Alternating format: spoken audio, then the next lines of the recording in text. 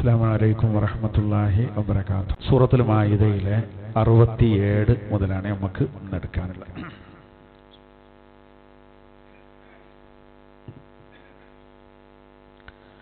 അഊദു ബില്ലാഹി മിനശ് ശൈത്വാനിർ റജീം. ബിസ്മില്ലാഹിർ റഹ്മാനിർ റഹീം. يا أيها الرسول بلغ ما أنزل إليك من ربك وإن لم تفعل فما بلغت رسالته والله يعصمك من الناس إن الله لا يهدي القوم الكافرين. يا أيها الرسول ഓ റസൂലേ, ബല്ലിഗ് മാ ഉൻസില ഇലൈക മിർ റബ്ബിക, അങ്ങയുടെ റബ്ബിൽ നിന്ന് അങ്ങേക്ക് ഇറക്കപ്പെട്ട സന്ദേശത്തെ അങ്ങ് എത്തിച്ചു കൊടുക്കുക. വഇൻ ലം തഫ്അൽ ഫമാ ബല്ലഗ്ത റിസാലത, അങ്ങനെ താങ്കൾ ചെയ്യുന്നില്ലെങ്കിൽ ആ സന്ദേശം അങ്ങ് എത്തിച്ചു കൊടുത്തില്ല എന്ന് വരും. വല്ലാഹു യഅസിമുക മിനന്നാസ്, ആളുകളിൽ നിന്ന് അല്ലാഹു താങ്കളെ സംരക്ഷിക്കും. ഇന്നല്ലാഹ ലാ യഹ്ദിൽ ഖൗമൽ കാഫിരീൻ, സത്യനിഷേധികളായ ഒരു ജനതയ്ക്ക് അല്ലാഹു തആല മാർഗദർശനം നൽകുകയില്ല. ഇവിടെ ആദ്യം അല്ലാഹു തആല നോക്കൂ, ശ്രദ്ധേയമായൊരു വിളി വിളിക്കുകയാണ്. നമ്മൾ പറഞ്ഞു ഖുർആനിലെ ആകെ റസൂൽ നബിയെ നേരെ ആ വിളി 2 വട്ടേ വന്നിട്ടുള്ളൂ, 2 ഈ സൂറത്തിലാണ്. അതിലൊരു വിളിയാണ് യാ അയ്യുഹർ റസൂൽ, ഓ നബിയേ എന്നുള്ള ആ റസൂലേ എന്നുള്ള ആ വിളി. അവിടെ നമ്മൾ മനസ്സിലാക്കേണ്ടത്, ഇപ്പൊ യഹ്യ നബി അള്ളാഹു വിളിച്ചത് ഖുർആൻ ഉദ്ധരിക്കുന്നുണ്ട്.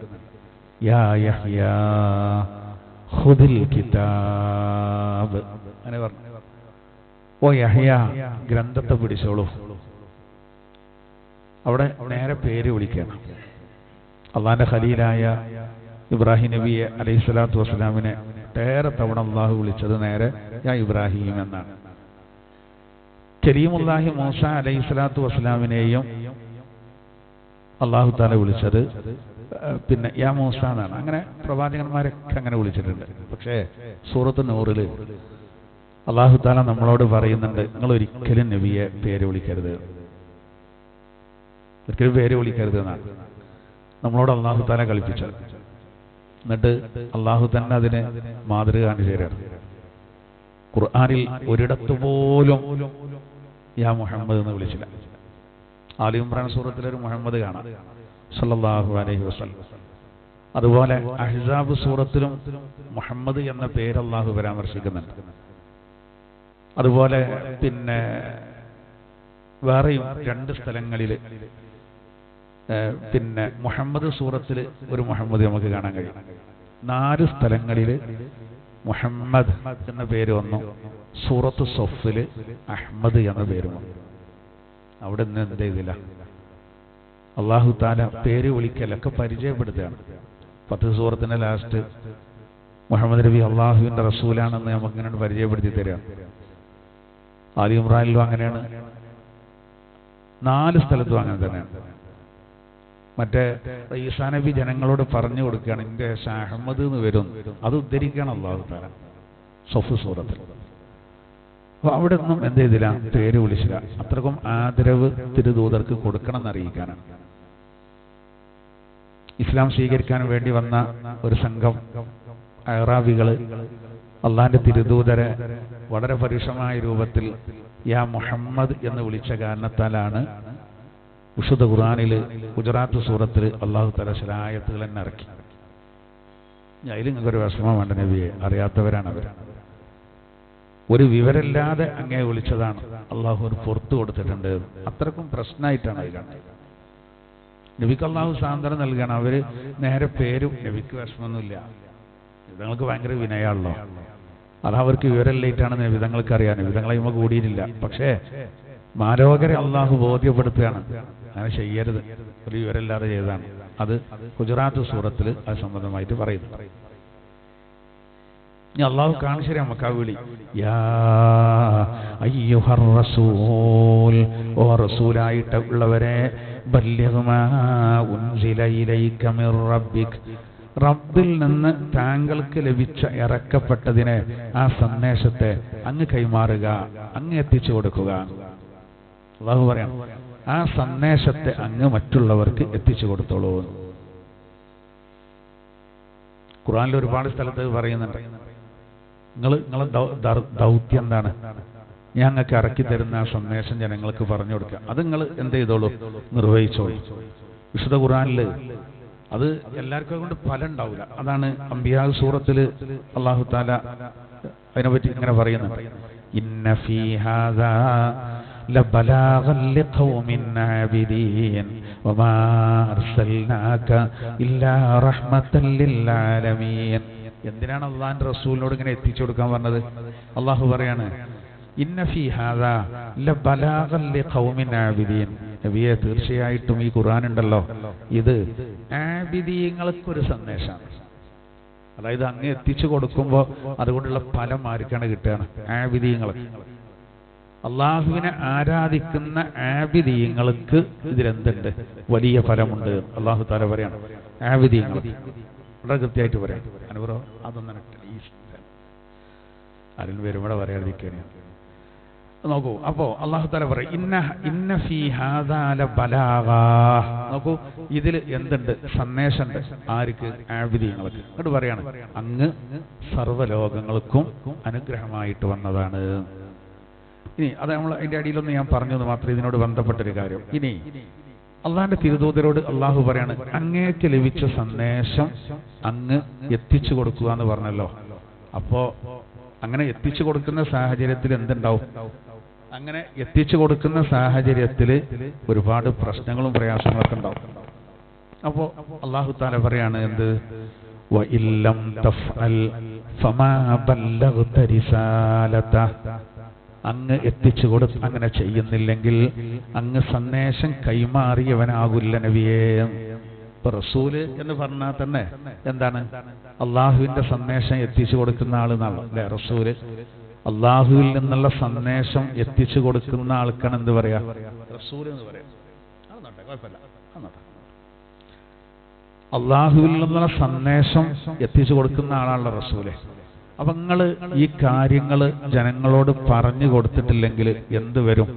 അങ്ങ് ആ സന്ദേശം കൈമാറിയില്ല എന്ന് വരും. ഞാനൊന്നുണ്ടായത് നിങ്ങൾ പറഞ്ഞു കൊടുത്തോളി. വേറെ ആയത്തിൽ പറയുന്നുണ്ട്, ആളുകൾ പറഞ്ഞു കൊടുത്ത സ്വീകരിക്കൂല. അപ്പൊ അത് നിങ്ങൾ വിഷയാക്കണ്ട, ഒന്നും വേണ്ട, നിർബന്ധിപ്പിക്കൊന്നും വേണ്ട, കാര്യങ്ങൾ അങ്ങനെ പറഞ്ഞു കൊടുത്താൽ മതി.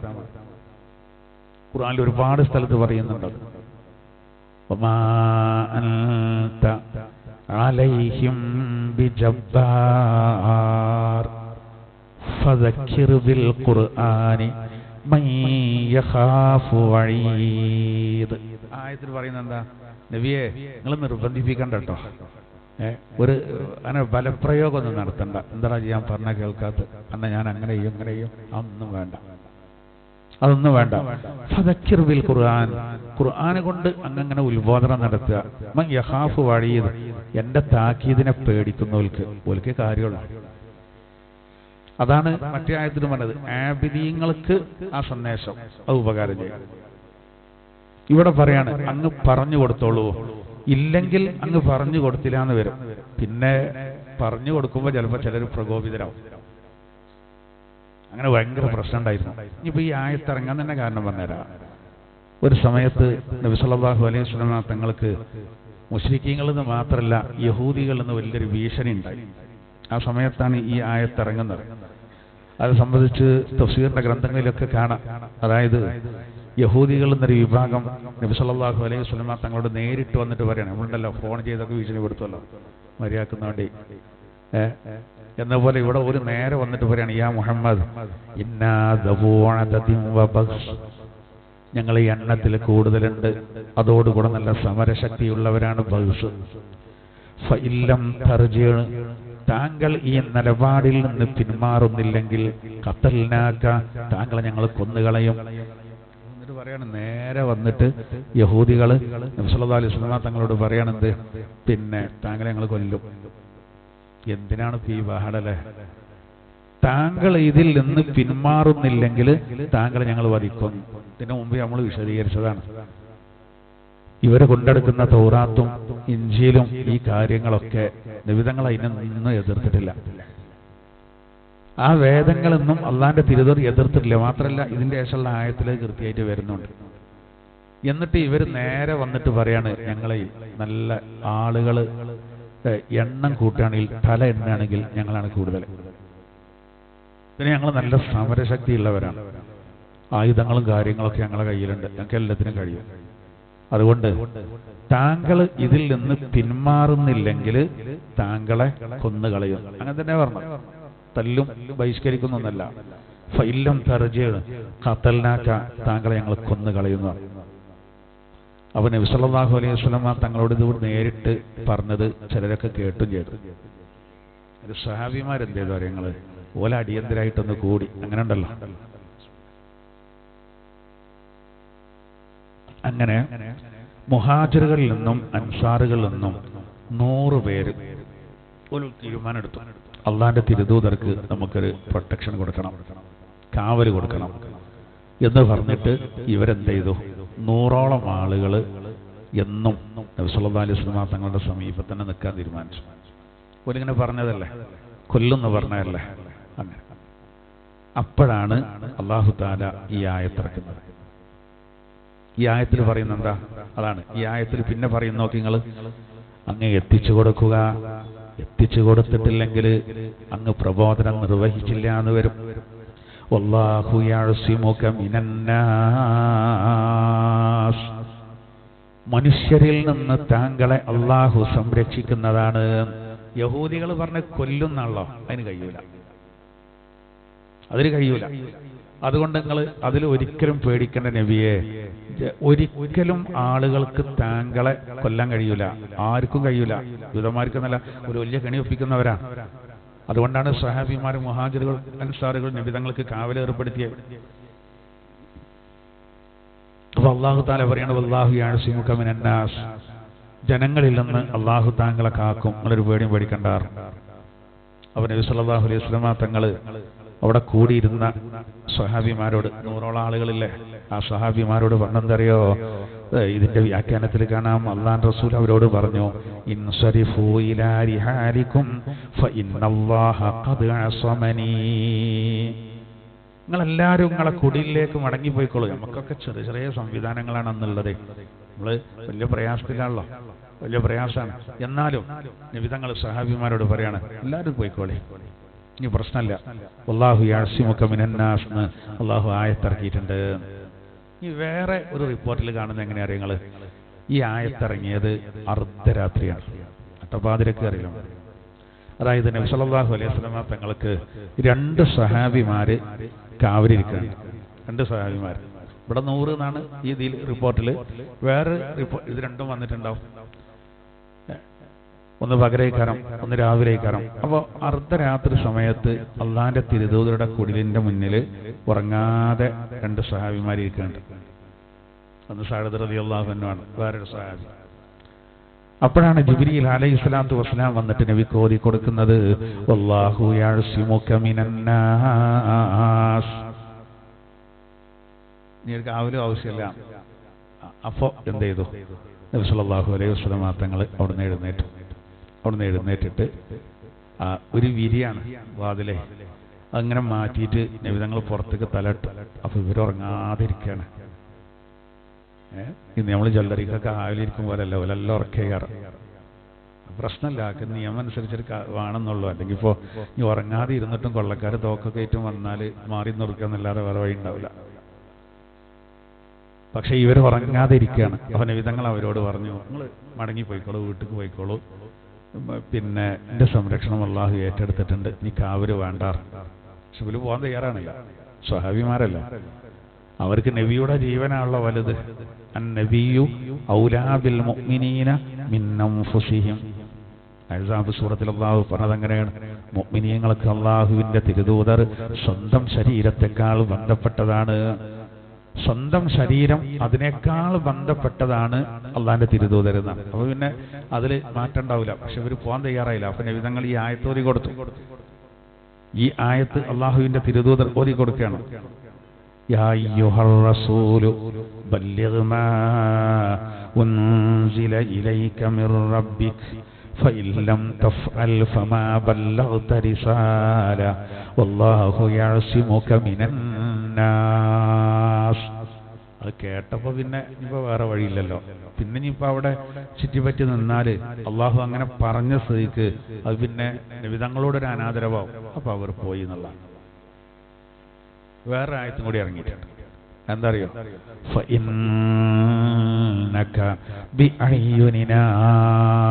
നബിയെ അങ്ങ് നമ്മുടെ സംരക്ഷണത്തിലാണ്. അത് വേറെ ഒരു ഭാഗത്ത് പറയുന്നുണ്ട്. നിങ്ങളൊരു പേടിയും പേടിക്കണ്ട, അങ്ങയുടെ പ്രൊട്ടക്ഷന് ഞാൻ ഏറ്റെടുത്തിട്ടുണ്ട് എന്നാണ്.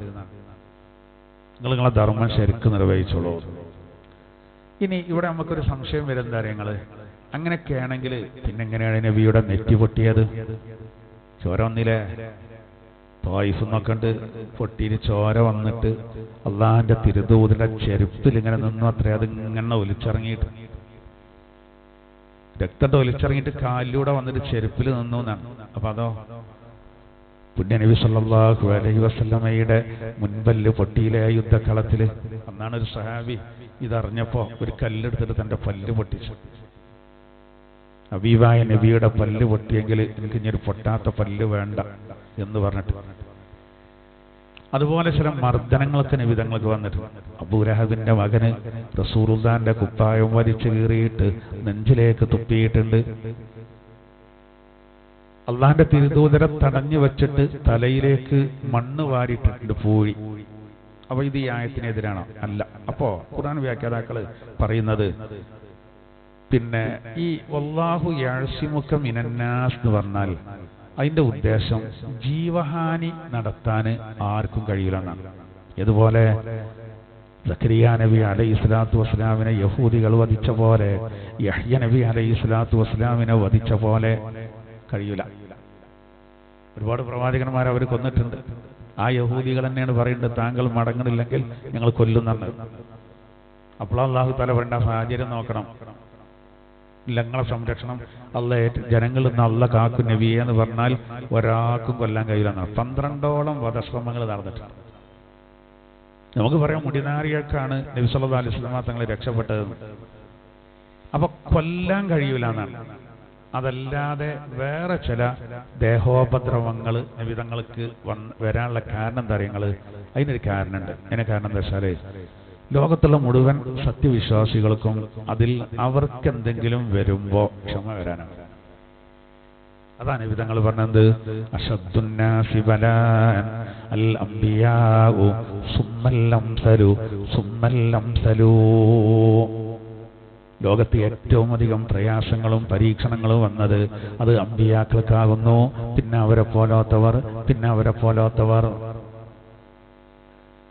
അമ്പിയാക്കൾ എന്ന് പറഞ്ഞാൽ പിന്നെ അവരെ പോലാത്തവർ എന്ന് പറയുമ്പോൾ ഇൽമുള്ളോല് നബിയോട് അടുത്ത സഹാബത്ത് കെലുപെട്ടു. അപ്പോ ഞാൻ പറഞ്ഞു വരുന്നത് എന്താ വെച്ചാൽ പ്രയാസങ്ങൾ വരും, അത് എല്ലാവർക്കും വരും. അമ്പിയാക്കൾക്കും പടച്ചോൻ കൊടുത്തത് ബാക്കിയുള്ളവർക്ക് ഒരു ക്ഷമ വരാനാണ്. എന്നാൽ നബി സല്ലല്ലാഹു അലൈഹി വസല്ലമ തങ്ങളെ വധിക്കാൻ കഴിയൂല എന്നാണ്. ഇതേ യഹൂദികൾ നബി സല്ലല്ലാഹു അലൈഹി ഞങ്ങളില്ലെങ്കിൽ നിങ്ങൾക്ക് ജീവിക്കാൻ കഴിയില്ല എന്നൊക്കെ പറഞ്ഞല്ലോ. അപ്പോൾ അല്ലാഹു തൗബ സൂറത്തിൽ വേറെ ആയത്തിറക്കി ഇതിന്റെ വിശദീകരണത്തിൽ വരുന്ന എങ്ങനെ പറഞ്ഞത്? ഇല്ലാ തൻസുറൂ ഫഖദ് നസറഹുല്ലാഹ് ഇദ് അഖ്റജഹുൽ ലദീന കഫറൂ സാനിയസ്നൈൻ.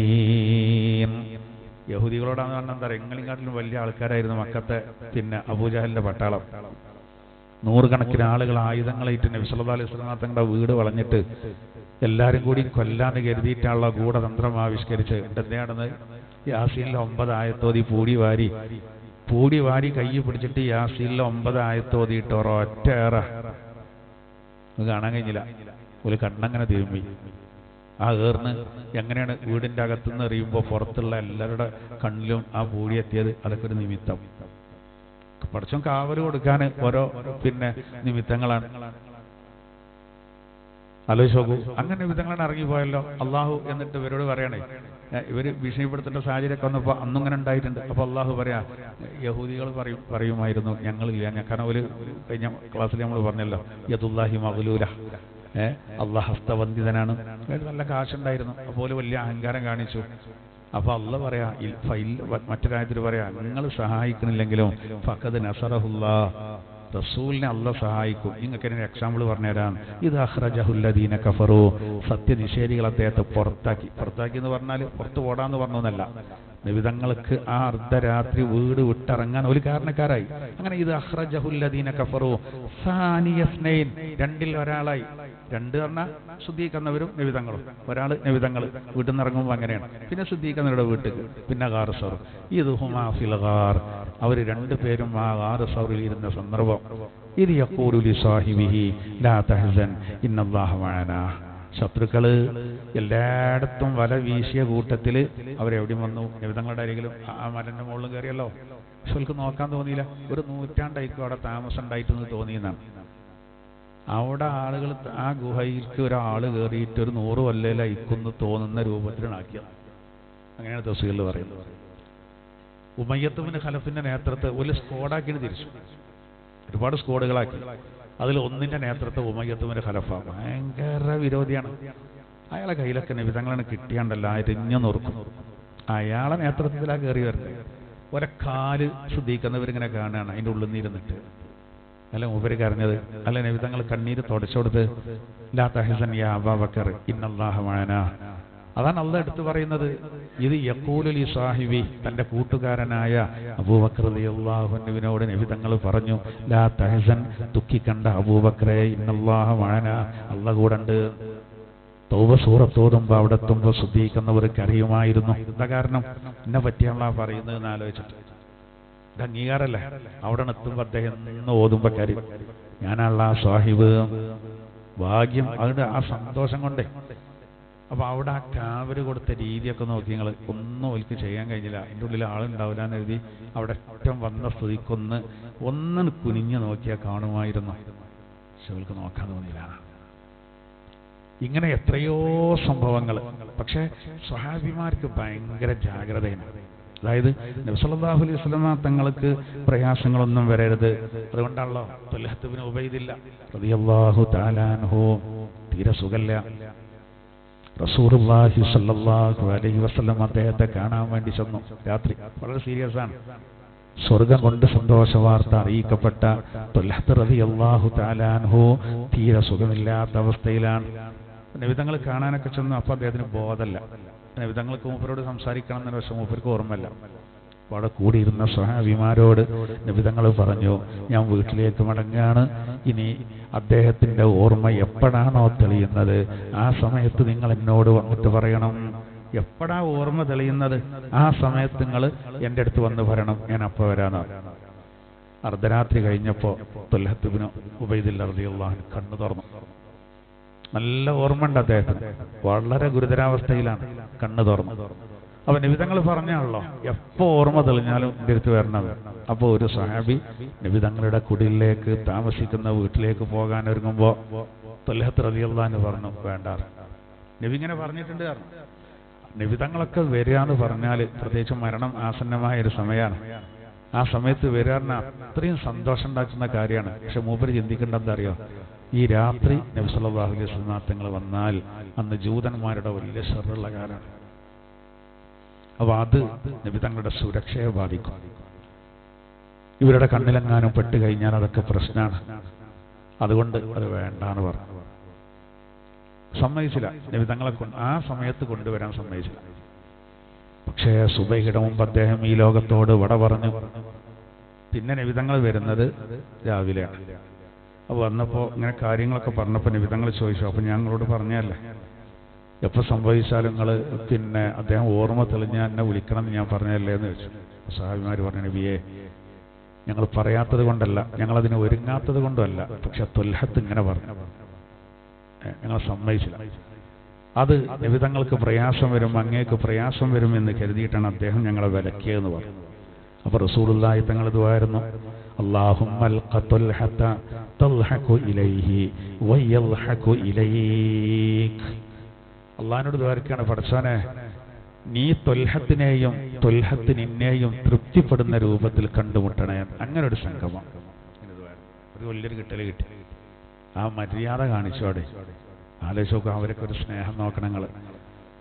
അല്ലെങ്കിൽ എന്താ, തൊല്ലത്ത് റളിയല്ലാഹു അൻഹു നബിതങ്ങളപ്പോൾ വന്നാൽ ആ കുടുംബത്തിന് തന്നെ അതൊരു അഭിമാനക്കാരം. റസൂൽ അർദ്ധരാത്രി വരെ ഒന്നത്രേ പേരെടുക്കാൻ. പക്ഷേ മൂപ്പര് ചിന്തിക്കേണ്ടത്, അതെങ്ങാനും ശത്രുക്കളെ കണ്ണിൽ കണ്ടാൽ എന്തെങ്കിലുമൊക്കെ സംഭവിച്ചാലോ, വേണ്ട, നബിതങ്ങളെ പ്രയാസപ്പെടുത്തണ്ട. അങ്ങനെ ആ ഒരു മാർഗം സ്വീകരിച്ചത്. അതുകൊണ്ട് മഹാനായ ത്വൽഹത്ത് റളിയല്ലാഹു തആല അൻഹു അദ്ദേഹത്തിന് വേണ്ടി നല്ലൊരു ദുആ.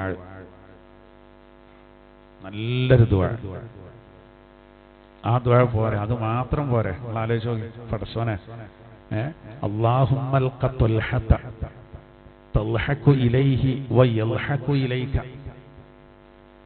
നീ ത്വൽഹത്തിനോട് ചിരിക്കണം, ത്വൽഹത്ത് നിന്നോടും. അങ്ങനത്തെ ഒരു രൂപത്തിൽ കാണട്ടോ. അള്ളാന്റെ ലിഖാവ് മാത്രമല്ല, ചിരിക്കുക എന്നുള്ള വാക്കുകൊണ്ട്. ഞാനിത് പറഞ്ഞെന്താ അറിയോ, അല്ലാഹു യഅസിമുക മിനന്നാസ് എന്നൊക്കെ അള്ളാഹു പറഞ്ഞിട്ടുണ്ടെങ്കിലും സഹാബത്തിന് വലിയ ജാഗ്രതയായിരുന്നു. അങ്ങനെ തന്നെയുള്ള കാവര്. അതുകൊണ്ടുള്ള യുദ്ധക്കളത്തിൽ ഇതേ ത്വൽഹത്ത് റളിയല്ലാഹു അൻഹുവിന്റെ ഒരു വിരലറ്റിട്ട് അത് നബിക്ക് വെട്ടാണ്. റസൂലുള്ളാഹി സ്വല്ലല്ലാഹു അലൈഹി വസല്ലം തങ്ങൾക്ക് വന്ന വെട്ടാണ്, മൂപ്പര് തടഞ്ഞതാണ്, വിരലാണ് അറ്റുപോയി. അതിൽ ആ പെട്ടെന്നല്ല തലണ് കറങ്ങിയിട്ടേ അവരവിടെ ഇരുന്നു പോയി എന്നാണ്. ത്വൽഹത്ത് റളിയല്ലാഹു അൻഹു തടയിരുന്നു. ഒന്നും ലെവലായി ശേഷം വേഗം എഴുന്നേൽക്കുകയാണ്. അങ്ങനെ നിബിതങ്ങൾക്ക് യുദ്ധക്കളത്തിൽ പ്രൊട്ടക്ഷൻ കൊടുത്താൽ നിബിതങ്ങൾക്ക് നേരെ വരുന്ന അമ്പ് ശരീരത്തിലേക്ക് ഏറ്റുവാങ്ങി ഖത്താദ് റളിയല്ലാഹു അൻഹു കണ്ണിലാണ് തറച്ചത്. എന്നിട്ട് മാറിയില്ല എന്ന് പറഞ്ഞാൽ ആ കണ്ണാണ് അദ്ദേഹം പൊറുക്കി കൊടുന്നത്. കണ്ണ് ശരിക്കും തെറിക്കും ചിലപ്പെട്ടോ. കണ്ണെണ്ണ അതിന്റെ സൃഷ്ടിപ്പ് അങ്ങനെയാണ്, അതിന്റെ സൃഷ്ടിപ്പ് അങ്ങനെയാണ്. അതിന് പോരും ചിലപ്പോ. അപ്പൊ അടുത്ത് ഒരു സഹോദരന് സംഭവിച്ചു അങ്ങനെ, പഞ്ചറിന്റെ കടിയിൽ അതാണ് പൊട്ടി. അതന്നെ അടിച്ചിട്ട് ഇയാളെ കണ്ണ് പുറത്തേക്ക് പോകും. അല്ലാഹു നമ്മളെ കാക്കുമാറാവട്ടെ. കണ്ണ് പറഞ്ഞാൽ കണ്ണാന്നല്ല നമ്മൾ പറയാ. കണ്ണായ സ്ഥലം എല്ലാത്തിനും കണ്ണ് പറയല. കണ്ണിനെ പോലെ കൃഷ്ണമണിയെ പോലെ എന്നൊക്കെ നമ്മൾ പറയല്ലോ. ആ കണ്ണ് പൊറുക്കിയെടുത്തിട്ട് കൊണ്ടുവന്നപ്പോ നബി സല്ലല്ലാഹു അലൈഹി വസല്ലം തങ്ങളോട് പറയാണ്, നബിയെ കണ്ണ്. അപ്പൊ നബി പറഞ്ഞു, കണ്ണില്ലാതായ ഭയങ്കര കൂലിയായി കാരണം. അപ്പൊ അദ്ദേഹം പറഞ്ഞു, ഞാൻ പടുത്ത് കല്യാണം കഴിഞ്ഞിട്ടുള്ളൂ നബിയെ. വീട്ടില് പുതിയ എണ്ണുണ്ടല്ലോ. അപ്പോൾ വീട്ടിൽ നിന്ന് പോരുമ്പോൾ കുഴപ്പമൊന്നുമില്ല. ഇനിയിപ്പോൾ ഒരു കണ്ണില്ലാതെ ചെല്ലുമ്പോൾ അന്ന് അവനെ ശരിയാക്കുന്ന ദിവസങ്ങൾ എന്ത് ചെയ്തു, ഉമിനീരെടുത്തിട്ട് ഇങ്ങനെ അവിടെ തടവി കൊടുത്തിട്ട് അതവിടെ വെച്ചു. ഫെവികോളച്ച് ഒട്ടിക്കുമ്പോലെ നേരെ അങ്ങനെ വെച്ചു. ചരിത്രം പറയുന്നത് ആർക്ക് ശങ്കട ഉണ്ടായാലും ഖത്താദ് റളിയല്ലാഹു അൻഹു പിന്നെന്തുണ്ടായാലും ശങ്കട ഉണ്ടായിട്ടില്ല എന്നാണ് മൊഴിജത്തിന് കാണിച്ചിട്ട്. അതൊക്കെ ഒരു ഗിഫ്റ്റും കൂടിയാണ്. അങ്ങനെ കട്ടക്കൊപ്പം നിന്നിട്ട് ആ സ്നേഹമാണത്. നമ്മളൊക്കെ പറയാന്നല്ലാതെ നമുക്കൊന്നും അത്രയാണ് സ്നേഹം കണ്ട് വരുന്നില്ലല്ലോ. അതാണ് ഈ മവദ്ദത്തും കഴിഞ്ഞ് മഹബത്തും കഴിഞ്ഞ് ഹുല്ലത്തും കഴിഞ്ഞ് ഹവയും കഴിഞ്ഞ് ഇഷ്ക് എന്ന് പറയുന്നത്. സ്നേഹത്തിന് ഒരുപാട് തട്ടുകളുണ്ട്. അതിൽ ഏറ്റവും താഴെ കടിയിലാണ് മവദ്ദത്ത്. സ്നേഹം തന്നെയാണ്, ഒരാൾ മറ്റൊരാളെ സ്നേഹിക്കുക. അത് കുറച്ചും കൂടിയാണ് ശക്തമാകുമ്പോൾ അതിനാണ് മഹബ എന്ന് പറയാം. അത് ഒന്നുകൂടി രൂഢമൂലമാകുമ്പോൾ അതിനാണ് ഹുല്ല എന്ന് പറയാം. അത് വീണ്ടും തീവ്രമാകുമ്പോൾ അതിനാണ് ഹവ എന്ന് പറയാം. അതിന്റെ പാരമ്പര്യയിലെത്തുമ്പോൾ അതിനാണ് ഇഷ്ക് എന്ന് പറയാം. ഏറ്റവും ടോപ്പിൽ ഇഷ്ക് എന്നൊക്കെ പറഞ്ഞാല് മനസ്സിലതന്നെ മനസ്സിലിട്ട് ഇങ്ങനെ ഉരുട്ടുക, അതാണ്.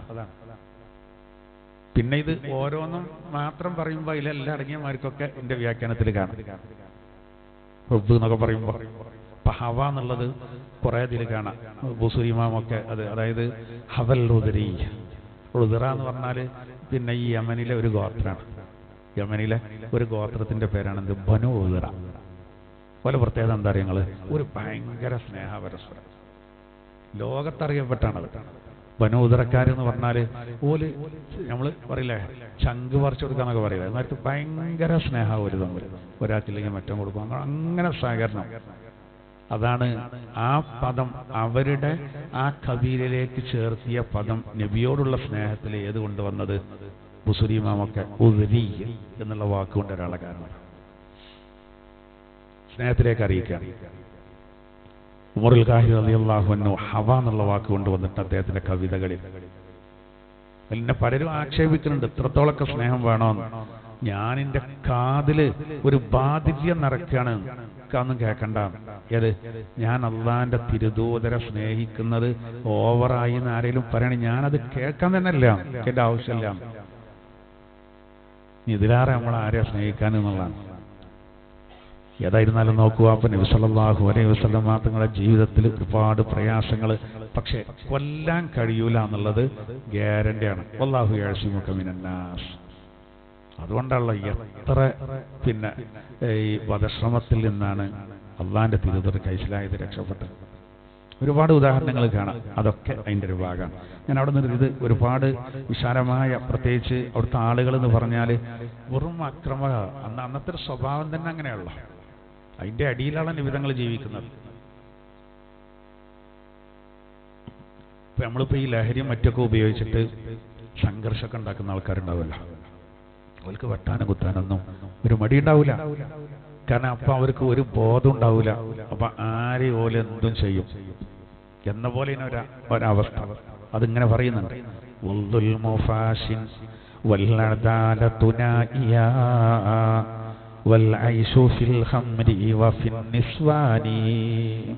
അന്നത്തെ ആളുകളുടെ അവസ്ഥ എന്താ? അക്രമം അത് വല്ലാതെ വ്യാപിച്ചു. നീതി എന്ന ഒന്ന് പറ്റ അസ്തമിച്ചു എന്ന് മാത്രമല്ല,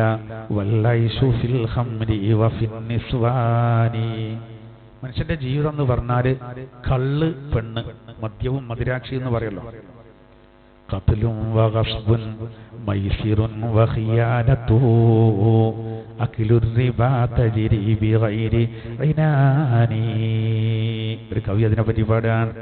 ജീവിതം എന്ന് പറഞ്ഞാൽ അന്ന് കൊലപാതകങ്ങള്, അതുപോലെ തന്നെ കൊള്ള, ഖസ്ബ്, അതുപോലെ ചൂതാട്ടം, അതുപോലെ മഹാവഞ്ചനകള്, പലിശ തിന്നുക, ഈ ഒരു രൂപത്തിലായിരുന്നു അന്നത്തെ അവരുടെ ജീവിതം. ഫീ ഹാദിഹിൽ അഹ്വാലി ഇസ്തമുകറമാ വമുബഅദൻ അൻ അജ്മഇൽ ഇസ്യാനി. അങ്ങനെയുള്ള ഒരു മലീമസമായ കാലത്തല്ല നബിയെ അങ്ങ് ആദരണീയനായ രൂപത്തിൽ ജീവിച്ചത്. അപ്പൊ അവർക്കിടയിൽ അവരൊന്ന് ശരിയാക്കാൻ വേണ്ടി ശ്രമിക്കുമ്പോൾ ഒരു പ്രകോപിതരാവും. ജൂതന്മാര് പ്രത്യേകം പ്രകോപിതരാകാൻ കാരണം എന്താ വെച്ചാല് തങ്ങളുടെ വരവ് വലിയ അടിയാള. എല്ലാവർക്കും അല്ല, ആ കൂട്ടത്തിൽ നല്ലവരുണ്ട്, അവർക്ക് കാര്യങ്ങൾ അറിയാം, അല്ലാത്തവർ. അപ്പോൾ നബിതങ്ങളോട് അള്ളാഹു പറയാണ്, നിങ്ങൾ പ്രബോധന ദൗത്യം ഭംഗിയായി നിർവഹിച്ചോളി, ബാക്കിയൊന്നും അങ്ങ് നോക്കണ്ടയില്ല. അങ്ങയെ റബ്ബ് സംരക്ഷിക്കും ജനങ്ങളിൽ നിന്ന്. ആ ജനങ്ങൾ എന്ന് പറഞ്ഞാൽ അക്രമകാരികളിൽ നിന്ന്. ഇന്നല്ലാഹ ലാ യഹ്ദിൽ ഖൗമൽ കാഫിരീൻ. സത്യനിഷേധികളായ ഒരു ജനതക്ക് അള്ളാഹു വഴി കാണിക്കുകയില്ല. അത് ഈ ധിക്കാരികളായ ആളുകൾ. ഖുൽ യാ അഹ്ലൽ കിതാബ്. ഞാൻ അവർക്ക് കുറച്ച് കൊടുക്കണം. ഏതായാലും ഇപ്പോ അവര് നബിനെ കൊല്ലുന്നൊക്കെ ഭീഷണിപ്പെടുത്തിയല്ലോ, അതുകൊണ്ടൊന്നും കാര്യമില്ല. നബി തങ്ങൾ അവരോട് ഇങ്ങനെ തന്നെ പറയാം. അല്ലാഹ് എന്താ പറഞ്ഞത്? നിങ്ങൾ പറഞ്ഞെടുത്തോളി. ഓല് കൊല്ലുന്നു പറഞ്ഞാൽ നിങ്ങൾ നിർത്തണ്ട. ഓല് പറഞ്ഞത്, താങ്കൾ ഈ പ്രബോധന ദൗത്യത്തിൽ നിന്ന് പിന്മാറുന്നില്ലെങ്കിൽ താങ്കളെ കൊല്ലും. എന്നാ പിന്നെ കേട്ടോളിന്നാ നല്ലോണം പറഞ്ഞു കൊടുക്കുകയാണ്. ഖുൽ യാ അഹ്ലൽ കിതാബ്. നബിയെ അങ്ങ് പറയുക, ഓ അഹ്ലു കിതാബികളെ, വേദക്കാരെ, ലസ്തും അലാ ശൈ, നിങ്ങളൊരു ചുക്കുമല്ല. മനസ്സിലായോ? ലസ്തും അലാ ശൈ, നിങ്ങളൊന്നുമല്ല. ഹത്താ തുഖീമുത് തൗറാത്ത്, നിങ്ങൾ തൗറാത്ത് അനുസരിച്ച് നിലകൊള്ളുന്നത് വരെ, വൽ ഇൻജീൽ, ഇൻജീൽ അനുസരിച്ച് നിങ്ങൾ നിലകൊള്ളുന്നത് വരെ, വമാ ഉൻസില ഇലൈക്കും മിർ റബ്ബിക്കും, നിങ്ങളുടെ റബ്ബിൽ നിന്ന് നിങ്ങളിലേക്ക് ഇറക്കപ്പെട്ടതിലും. അത് ഖുർആനാണ് ഉദ്ദേശം. അവസാനം അങ്ങനെയല്ലോ. ഇപ്പൊ നമ്മളിപ്പോ തൗറാത്ത് ഇൻജീലൊക്കെ അംഗീകരിക്കുന്നുണ്ട്. കഴിഞ്ഞ ക്ലാസ്സിൽ നമ്മൾ പറഞ്ഞു അള്ളാഹു ഇറക്കിയതൊക്കെ അംഗീകരിക്കും. അതേപോലെ നിങ്ങൾ വേദക്കാരെന്ന് പറയുന്നവർ തൗറാത്തും ഇൻജീലും നിങ്ങൾ അതിനനുസരിച്ച് നിലകൊള്ളണം. അപ്പൊ പിന്നെ സ്വാഭാവികമായിട്ട് നിങ്ങൾ റസൂലിനെയും ഖുർആനെയും അംഗീകരിക്കും. കാരണം ആ തൗറാത്തിലും ഇൻജീലിലും പറഞ്ഞതാണല്ലോ. وَلَيَزِيدَنَّ كَثِيرًا مِّنْهُمْ مَا أُنْزِلَ إِلَيْكَ مِنْ رَبِّكَ طُغْيَانًا وَكُفْرًا وَلَيَزِيدَنَّ كَثِيرًا مِّنْهُمْ അവരെ കൂട്ടത്തിൽ സിംഹഭാഗത്തിനും വർദ്ധിപ്പിക്കുക തന്നെ ചെയ്തു. എന്ത്? മാ ഉൻസില ഇലൈക മിർ റബ്ബിക, അങ്ങയുടെ റബ്ബിൽ നിന്ന്, താങ്കളുടെ റബ്ബിൽ നിന്ന് അവരിലേക്ക് ഇറക്കപ്പെട്ട ഖുർആൻ ഉണ്ടല്ലോ, അത് കാരണം അവർക്ക് വർദ്ധിപ്പിച്ചു. തുഗ്യാനം വകുഫ്രാ, സത്യനിഷേധത്തെയും ധിക്കാരത്തെയും. അതായത് നമ്മളിപ്പോൾ സാധാരണ പറയില്ല, ഞാൻ ഇപ്പോൾ ചില ആളുകൾ പറയും, അവനോട് പറയാണ്, എടാ എൻ്റെ മകന് ഇങ്ങനെയൊക്കെയുള്ള ഇജ്ജ് ശ്രദ്ധിക്കണില്ലേ? അപ്പോൾ അയാൾ വാപ്പ പറയണ, എന്താ ഇപ്പം പറഞ്ഞിട്ട് കാര്യമില്ല, പറയണ്ടിടത്തോളം എതിരാകാൻ. ഞാനും എൻ്റെ പെണ്ണുങ്ങളെ ഉപദേശിക്കാത്തതുകൊണ്ടൊന്നല്ല, ഉപദേശിക്കും തോറും ഓൻ വിലങ്ങടിച്ചു പോവാണ് എന്ന് പറയുന്ന പോലെ അള്ളാഹു ഇവരെ പറ്റി പറയാണ്. ഇവരിൽ ചിലര്, അധികം ആൾക്കാരെ അവസ്ഥ എന്താ അറിയോ? അങ്ങയിലേക്ക് ഇറക്കപ്പെട്ട ഖുർആനുണ്ടല്ലോ, അത് കാരണം അവർക്ക് തുഗ്യാനും കുഫ്റും അധികരിക്കാണ്, ശരിയാകല്ല. അതാണല്ലോ ഖുർആനിൽ അല്ലാഹു തആല ആയത്തിൽ പറയുന്നുണ്ട്, ഖുർആന് കൊണ്ട് ഒരു കൂട്ടരെ അള്ളാഹു ഉയർത്തും, ഒരു കൂട്ടരെ അള്ളാഹു താഴ്ത്തുകയും ചെയ്യും. ഖുർആന് കൊണ്ട് ഒരു കൂട്ടരെ അള്ളാഹു തആല ഉയർത്തും, ഒരു കൂട്ടരെ ഉയർത്തും. ഇപ്പൊ ചില ആളുകൾക്ക് നന്നാകാനേ കൂടുതലൊന്നും വേണ്ടി വരില്ല. ഇപ്പൊ ഞാൻ ഒരു സഹോദരനോട് ഈ നിസ്കാരത്തിന്റെ കാര്യങ്ങളൊക്കെ പറഞ്ഞപ്പോഴേ, അയാൾ എങ്ങനെ പറഞ്ഞാലും ഉണ്ടല്ലോ ഒരു പുച്ഛഭാവത്തോടു കൂടെ, അതുകൊണ്ടൊന്നും വലിയ കാര്യമില്ലാന്ന്, അതിലൊന്നും വലിയ അർത്ഥമില്ലാന്ന് മൂപ്പര അനിയനോടൊക്കെ പറഞ്ഞുകൊണ്ടാണ് ഞാൻ മൂപ്പരോട് സംസാരിച്ചത്. ഞാൻ ലാസ്റ്റ് മൂപ്പരോട് പറഞ്ഞേ, നിങ്ങളിങ്ങനെയൊക്കെ പറയുന്നുണ്ട് ഞാൻ അറിഞ്ഞു. എന്നിട്ട് ഞാൻ മൂപ്പരോട് പറഞ്ഞു, ഇപ്പൊ നിങ്ങൾ പറയുന്ന മാർക്ക് മനുഷ്യന്ന് അങ്ങനത്തെ പ്രശ്നമൊന്നുമില്ലാന്ന് ഇപ്പൊ നിങ്ങൾ പറയേണ്ടതാണ് ശരിയെന്ന് കൂട്ടുക. സംസ്കാരം കൊണ്ടൊന്നും കാര്യമില്ല, അതുപോലെ അർത്ഥമൊന്നുമില്ല, ഈ ജീവിതത്തോടു കൂടെ ഒക്കെ തീരും. അങ്ങനെ ഇപ്പൊ എനിക്ക് പ്രശ്നമൊന്നുമില്ല, ഞാൻ അങ്ങനെ പറഞ്ഞു. അതുകൊണ്ട് ഇപ്പോൾ പ്രശ്നമില്ലല്ലോ. നിങ്ങൾ പറഞ്ഞാണ് ശരിയെന്നുണ്ടെങ്കിൽ നമുക്ക് പ്രശ്നമൊന്നുമില്ല. പക്ഷെ ഞാൻ പറഞ്ഞതാണ് ശരിയെന്നുണ്ടെങ്കിൽ നിങ്ങൾ എന്താ വിചാരിച്ചു? ഞാൻ പറയുന്നത് നിങ്ങൾ നിസ്കരിച്ചില്ലെങ്കിൽ പ്രശ്നമാണ്, മരിച്ചെന്നാൽ ഭയങ്കര പ്രശ്നമുണ്ട് എന്ന് ഞാൻ പറയുന്നത് നിങ്ങളൊന്ന് സങ്കല്പിച്ച് നോക്കിയെന്നാൽ അതാണ് ശരിയെന്ന് നിങ്ങളെ കാര്യം എന്തേക്കാരെന്ന് വെച്ചു. അയ്മല അയാൾ വഴങ്ങിയത് അല്ല, അതൊരു കാര്യമാണ്. പക്ഷെ ഉറക്കണം കേട്ടോ, അല്ലഞ്ഞാൽ കുറച്ചെടുക്കുക. ഇനിയിപ്പോൾ അഥവാ ശരിയാകുകയാണെങ്കിൽ അങ്ങനെ പറ്റൂല. ഞാനങ്ങനെ പറയാൻ കാരണം എന്താ വെച്ചാൽ അത് കിതാബിൽ അങ്ങനെ പറയുന്നുണ്ട്. ഒരു നിലക്കും ഇങ്ങോട്ട് വരാത്തവർ, അല്ലാതെ നമ്മൾ ഈ രേഖകളൊക്കെ ആയിട്ടും പോകുമ്പോൾ ചിലപ്പോൾ ഉണ്ടല്ലോ, മറ്റേ ആധാറും പാസ്പോർട്ടൊക്കെ കൈ പിടിച്ചോ, അഥവാ വേണ്ടി അന്നെടുക്കാലോ എന്നുള്ള ആ രൂപത്തിലുള്ള ഒരു പ്രയോഗമല്ല. ഒരു നിലക്കും വഴിപ്പെടുന്നില്ലെങ്കിൽ നമുക്ക് പിന്നെ നഷ്ടമൊന്നുമില്ലല്ലോ. ഓൻ പറയുന്നത് പോലെയാണ് നമുക്ക് നഷ്ടപ്പെടാനൊന്നുമില്ല. നമ്മൾ പറയുന്നത് പോലെയാണെങ്കിൽ ഓൻ കുടുങ്ങും എന്നുള്ള കാര്യം ഉറപ്പാണ്. ചിലർക്കത് കേൾക്കും. എന്നാൽ ചിലർക്ക് അങ്ങനല്ല, അവർക്ക് ഇതൊക്കെ പറഞ്ഞു കൊടുത്താൽ ഒരിക്കലും വാശിയായിരിക്കും. പിന്നെ നമ്മൾ എത്ര വലിയോനും പഴക്കുവേ. ഈ ആയത്തിന്റെ വിശദീകരണത്തിൽ ഒരു സംഭവം പറയുന്നുണ്ട്, അതിൽ നമുക്ക് വലിയൊരു പാടുണ്ട്. അതായത് മഹാനായ ഫുളൈൽ ഇബ്നു ഇയാദ് റളിയല്ലാഹു അൻഹുവിന്റെ ചരിത്രം മുഫസ്സിറുകൾ ഉദ്ധരിക്കുന്നുണ്ട്. ഈ തുഗ്യാനും കുഫ്റും വർദ്ധിക്കുന്നതാണല്ലോ. അതായത് ഫുളൈൽ ഇബ്നു ഇയാദ് റളിയല്ലാഹു അൻഹു അദ്ദേഹത്തിന്റെ ഒരുപാട് ശിഷ്യന്മാരിൽ അദ്ദേഹത്തിന് ഏറ്റവും അധികം ഇഷ്ടപ്പെട്ടൊരു ശിഷ്യനുണ്ടായിരുന്നു. ശിഷ്യൻ എന്ന് പറഞ്ഞാൽ അത് നല്ല ഇൽമ് ഏറ്റവും കൂടുതലുള്ള ഒരാളാണ് ശിഷ്യന്മാരുടെ കൂട്ടത്തിൽ.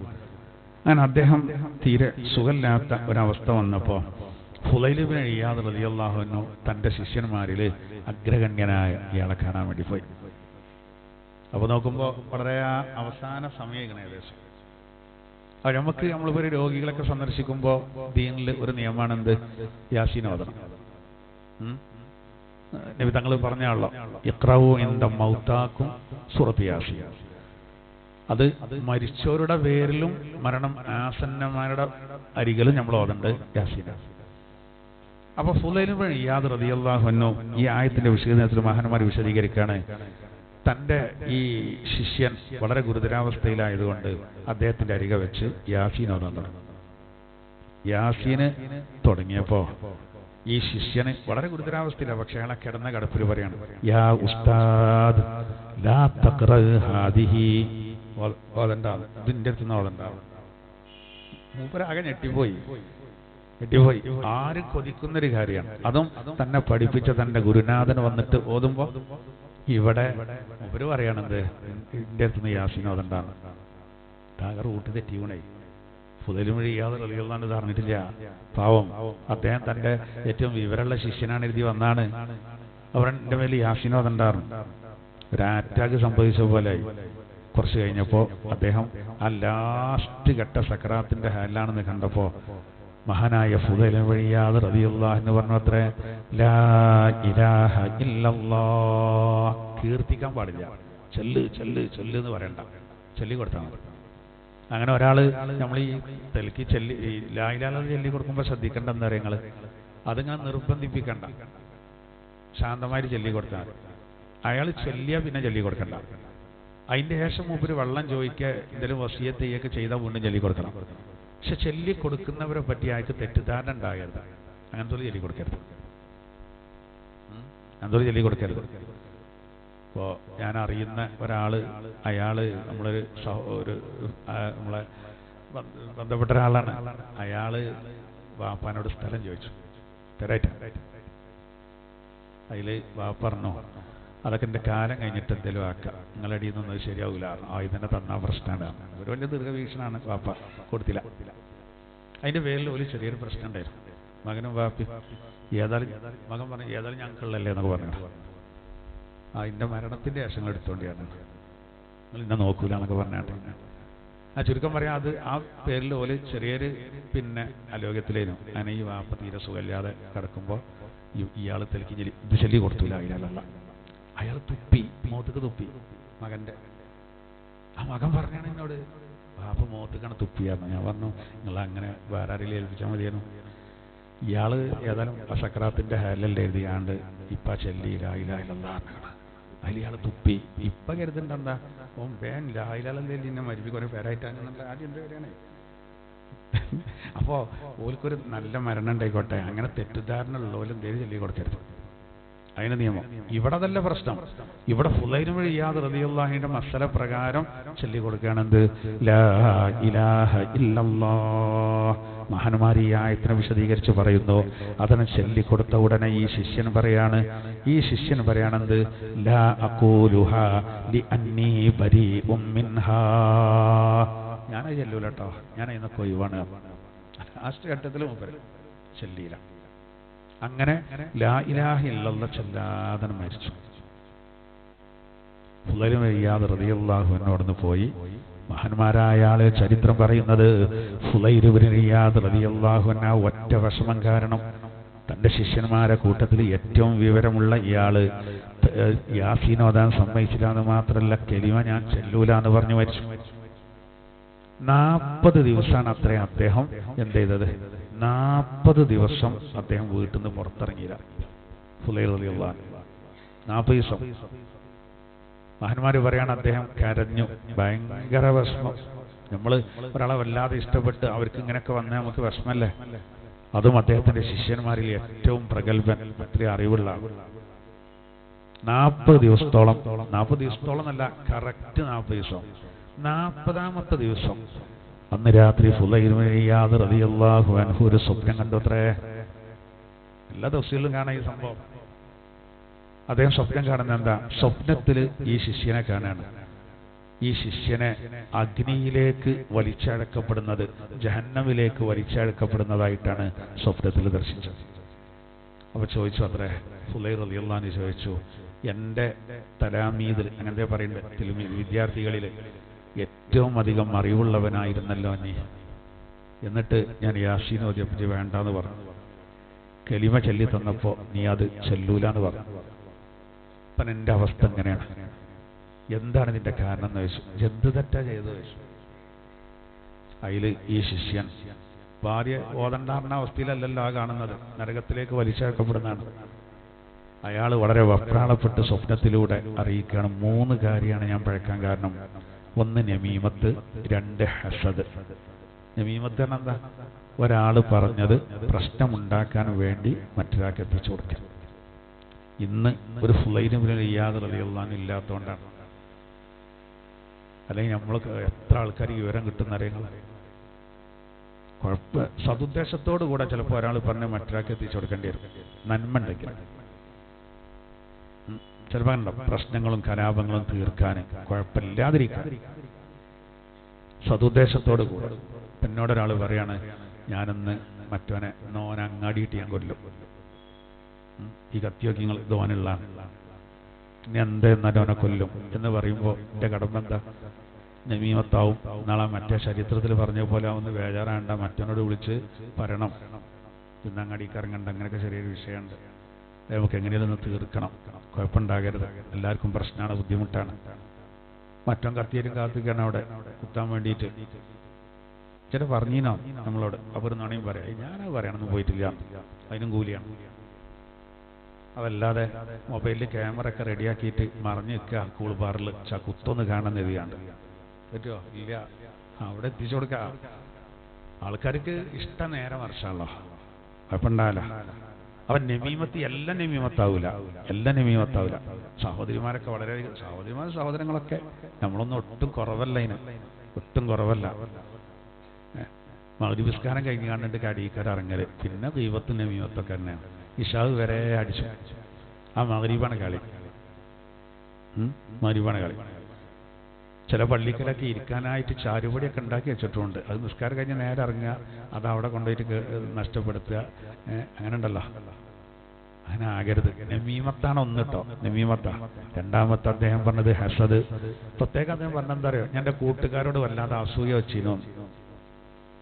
അസൂയ പറഞ്ഞാൽ ഒരാളെ നിയമത്ത് നീങ്ങാൻ ആഗ്രഹിക്കുക, ഒരാൾക്കൊരു ബുദ്ധിമുട്ട് വരുമ്പോൾ ഇത് സന്തോഷിക്കുക, ഒരാൾക്കൊരു ബുദ്ധിമുട്ട് വരുമ്പോൾ സന്തോഷിക്കുക.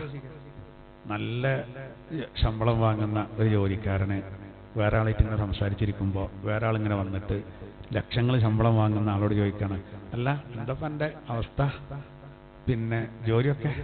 അപ്പോൾ അവൻ പറഞ്ഞു, ഒന്നും ആയിട്ടില്ല, ബുദ്ധിമുട്ട് തന്നെയാണ്. എന്നാൽ ശരി ഇട്ടോ പറഞ്ഞ് മറ്റും പോയി. അപ്പോൾ ഇവൻ്റെ അടുത്തുള്ള ചോദിക്കാണ്, അല്ല എനിക്ക് ലക്ഷങ്ങൾ വരുമാനമുള്ള എന്തിനാ അവനോട് അങ്ങനെ പറഞ്ഞത്? അപ്പോൾ ഇവൻ പറയാണ്, എനിക്ക് ജോലിയൊന്നും ആയിട്ടില്ല, ബുദ്ധിമുട്ടിലാണെന്ന് പറഞ്ഞപ്പോൾ അവൻ്റെ ഒരു സന്തോഷം കണ്ടില്ല. ആ സന്തോഷം അങ്ങനെ നിലനിന്നോട്ട് എഴുതിയിട്ടാണ് ഞാൻ അവനോട് ജോലി ആയവരും പറയാതിരുന്നത്. നേരെ മറിച്ചൊക്കെ റെഡിയാണ്, ഇപ്പം നല്ല വരുമാനമാണെന്ന് പറഞ്ഞാലും അവൻ ഇവിടുന്ന് ചിരിച്ചും പക്ഷേ അവൻ്റെ മനസ്സിലൊരു സന്തോഷം ഉണ്ടാവില്ല. ഇതാണ് ഈ അസൂയാറിട്ട്. നിങ്ങളിപ്പോൾ ഇനിയിപ്പോൾ അത് ആരേക്കാണെന്നൊന്നും അന്വേഷിക്കണ്ട. നമ്മളൊക്കെ ആളുകളുടെ ഒക്കെ ഒരു മാനസികാവസ്ഥ തന്നെ അങ്ങനെയുള്ളോ. കല്യാണം ശരിയായില്ല, ശരിയായിട്ടില്ല, തലേന്നറിയും, ഉള്ളിലോ ശരിയാകരുതേ, നന്നായി ആകരുത്, അങ്ങനെ ചിന്ത. അപ്പുറത്തെ വീടിന്റെ മേലൊക്കെ 2 റൂം എടുക്കുന്നുണ്ട് പറഞ്ഞാൽ പിന്നെ ഇവിടെ ഉറക്കില്ല. ഇതാണ് പ്രശ്നം. ഇനി ഒരു തെങ്ങ് വീണ് കണ്ട ആ മേൽഭാഗം പൊളിഞ്ഞു കണ്ടാലോ അങ്ങനെ സന്തോഷമായി, ഒരു സുഖമായിട്ട് ഇറങ്ങും, മറ്റൊരു ഉറക്കൂല, അവിടെ പൊളിഞ്ഞടി വരാം. ഇതാ ഹസദ് എന്ന് പറഞ്ഞതാ. ദുരന്തം വരുമ്പോൾ സന്തോഷിക്കുക, മറ്റൊരാൾക്കൊരു അനുഗ്രഹം കിട്ടുമ്പോൾ അതിൽ ദുഃഖിക്കുക. ഇങ്ങനെ ഉണ്ടായി കഴിഞ്ഞാൽ ഓലടിയിക്കേ കയറാം. മൂന്നാമത്തെ കാര്യം ഫുളൈഹ റളിയല്ലാഹു അൻഹുവിനോട് ആ ശിഷ്യൻ പറഞ്ഞത്, മൂന്നാമത്തെ കാര്യം, ഒരു രോഗം ഉണ്ടായിരുന്നു, ഞാനൊരു ഡോക്ടറെ അടുത്ത് പോയി. ഡോക്ടറിനോട് പറഞ്ഞു, വർഷത്തിലൊരിക്കൽ കള്ളു കുടിച്ചാൽ രോഗം മാറുന്നതാണ്. ഞാനങ്ങനെ രഹസ്യമായിട്ട് കണ്ടുപിടിച്ചിരുന്നു. എപ്പോഴും നമ്മളൊരു ഡോക്ടറെ തന്നെ കാണരുതേ, ഞാനുണ്ടല്ലോ അതിന് വേറെ വല്ല ചികിത്സ ഉണ്ടാവുമായിരുന്നു, അതിനൊന്നും അന്വേഷിക്കാൻ പോയില്ല. അത് കേട്ട പാതി കേൾക്കാത്ത അത് കിട്ടിയ ചാൻസിൽ എന്ത് ചെയ്തു, കുടിച്ചു. ഇങ്ങനെ 3 കാര്യങ്ങളാണ് ഞാൻ പഴക്കാൻ കാരണമായത്. നമുക്ക് ചിന്തിച്ചാൽ തന്നെ അറിയാം, അടുപ്പിൽ വിറക് വെച്ചാൽ തീ കൊടുത്താൽ അങ്ങനെ കത്തുമല്ലോ എന്നതുപോലെയാണ് അസൂയ നമ്മളെ അമലുകളെ തിന്നുകയാണ്. ചരിച്ചതും നമ്മൾ നോമ്പ് നോറ്റതും ഖുർആൻ ഓതിയതും ദാനധർമ്മങ്ങൾ ചെയ്തതും ഗീബത്ത് നമീമത്ത് കാരണം അത് വെറുതെ പോകും. ഒരഭിപ്രായ പ്രകാരം സ്വലാത്ത് മാത്രമേ ഇന്ന് ഒഴിവാണെന്നാണ്. എന്നാ പിന്നെ അയിമൺ കൂടിയാൽ മതിയല്ലോ സ്ഥലം, നല്ല ഗീബത്തും പറയാം, പേരും സ്വലാത്തും പറ്റൂല കേട്ടോ, ഒന്നും പറ്റൂല. ആചാര്യ വളവൊന്നും നടക്കൂല. അത് പിന്നെ രക്ഷപ്പെടാൻ കഴിയൂല. അത് സ്വലാത്തിന്റെ മഹത്വം പറഞ്ഞെടുത്ത്, അതിന് ശുദ്ധി വേണ്ട എന്നൊക്കെ പറഞ്ഞെടുത്തേ പറയുന്നുണ്ട്. സ്വലാത്ത് ഒരു സംഭവം തന്നെയാണ്. ചോറ് സ്വലാത്ത് പോരല്ലോ, വേറെ ഇതിനോട് കൂടെ കുറെ വേണമല്ലോ. അതൊക്കെ ആത്മാർത്ഥമായിട്ട് ചെല്ലുന്നവർക്ക് മറ്റേതൊക്കെ ഉണ്ടാവും, അത് വേറെ കാര്യം. ഇഖ്ലാസോടുകൂടെ സ്വലാത്ത് ചെല്ലുന്ന ഒരാളെ നാവിൽ നിന്ന് പിന്നെ ഗീബത്ത് വരൂല. അത് നമുക്ക് എവിടൊക്കെയോ പ്രശ്നങ്ങൾ ഉണ്ടായിട്ടാണ്. ഖുർആൻ പറയണൊക്കെ അങ്ങനെ തന്നെ. ഏതായിരുന്നാലും നോക്കൂ, അപ്പോൾ തുഗ്യാനും കുഫ്റും വർദ്ധിപ്പിക്കുന്നു പറഞ്ഞ അതിന് ഒരു ഉദാഹരണം പറയുന്ന ഇതാണ്. അപ്പോൾ നമ്മളെ ശ്രദ്ധയിലൊക്കെ വേണട്ടെ, നമ്മൾ ഇങ്ങനത്തെ കഥയൊക്കെ കേൾക്കുമ്പോൾ ഈ ചരിത്രത്തിൽ നിന്ന് പാഠം ഉൾക്കൊള്ളണം. നമ്മളിങ്ങനെ ചിന്തിച്ചാൽ ഇപ്പോൾ 2026 നിങ്ങളിങ്ങനെ നമ്മൾ കൂട്ടി നോക്കി, ഈ ഗീബത്തും നമീമത്തും അതുപോലെ അങ്ങനെ ഒരുപാട് തെറ്റുകളുടെ ഒരു കൂമ്പാരായിട്ട് മാറുകയാണ്. സമയം എങ്ങനെ കഴിഞ്ഞു പോവുകയാണ്, വളരെ പെട്ടെന്ന് പെട്ടെന്ന് പെട്ടെന്ന് പെട്ടെന്ന് കൂട്ടി നോക്കിയാൽ നമുക്ക് നാളേക്ക് കാര്യമായിട്ടൊന്നും ഉണ്ടാവില്ല. ഞാൻ കഴിഞ്ഞ വെള്ളിയാഴ്ച ജനങ്ങളോട് പറഞ്ഞു, ഒരു മണിക്കൂറെങ്കിലും ഒരു വെള്ളിയാഴ്ച പള്ളിയിലേക്ക് വരികയാണെങ്കിൽ 1 മണിക്കൂർ പള്ളിയിൽ ചെലവാക്കാൻ മനസ്സില്ലാത്തവരാണ് അധികം ആൾക്കാർ അല്ലേ? നമ്മളിങ്ങനെ കൂട്ടി നോക്കുകയാണെങ്കിൽ 1 മണിക്കൂർ, അപ്പോൾ ഒരു 12 മണിക്ക് ഒരാൾക്ക് വരാൻ കഴിഞ്ഞാൽ കൊതുകെടുത്ത് വന്ന് എന്തായിരുന്നൊരു അൽക്കൗഫൊക്കെ ഓതി റാഹത്താവും. ഒരു 12:30 വാങ്ങുകയാണെങ്കിൽ 12:15 പള്ളിൻ്റെ ഉള്ളിലെത്തി കഴിഞ്ഞാൽ 1:15 ഖുതുബ കഴിഞ്ഞിട്ടുണ്ടാവും. അങ്ങനെയാണെങ്കിൽ ഒരു വർഷം നമ്മൾ കൂട്ടി നോക്കുകയാണെങ്കിൽ 8760 മണിക്കൂറുണ്ട്. 8760 മണിക്കൂർ. അതിലിപ്പോ അതിപ്രധാനപ്പെട്ട വെള്ളിയാഴ്ച വാരത്തിലൊരിക്കൽ വരുന്നതിന് 1 മണിക്കൂർ വെള്ളിയാഴ്ച പള്ളിയിൽ നമ്മൾ ചെലവാക്കുകയാണെങ്കിൽ ആകെ വരുന്നത് 48 മണിക്കൂറാണ്.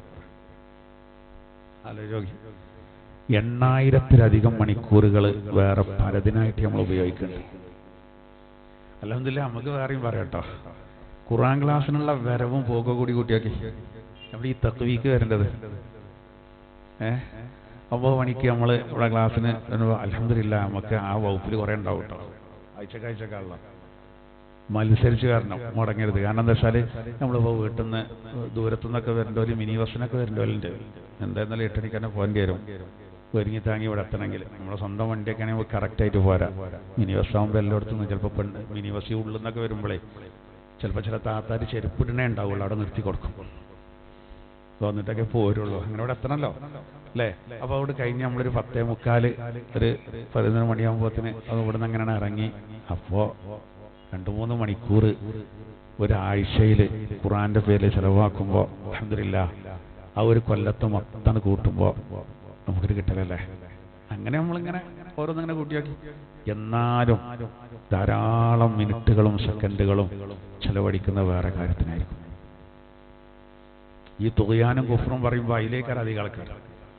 والدهر والأيام والذنب حاصل وجاء رسول الموت والقلب غافل نعيمك في الدنيا غرور وحسرة وعيشك في الدنيا محال وباطل.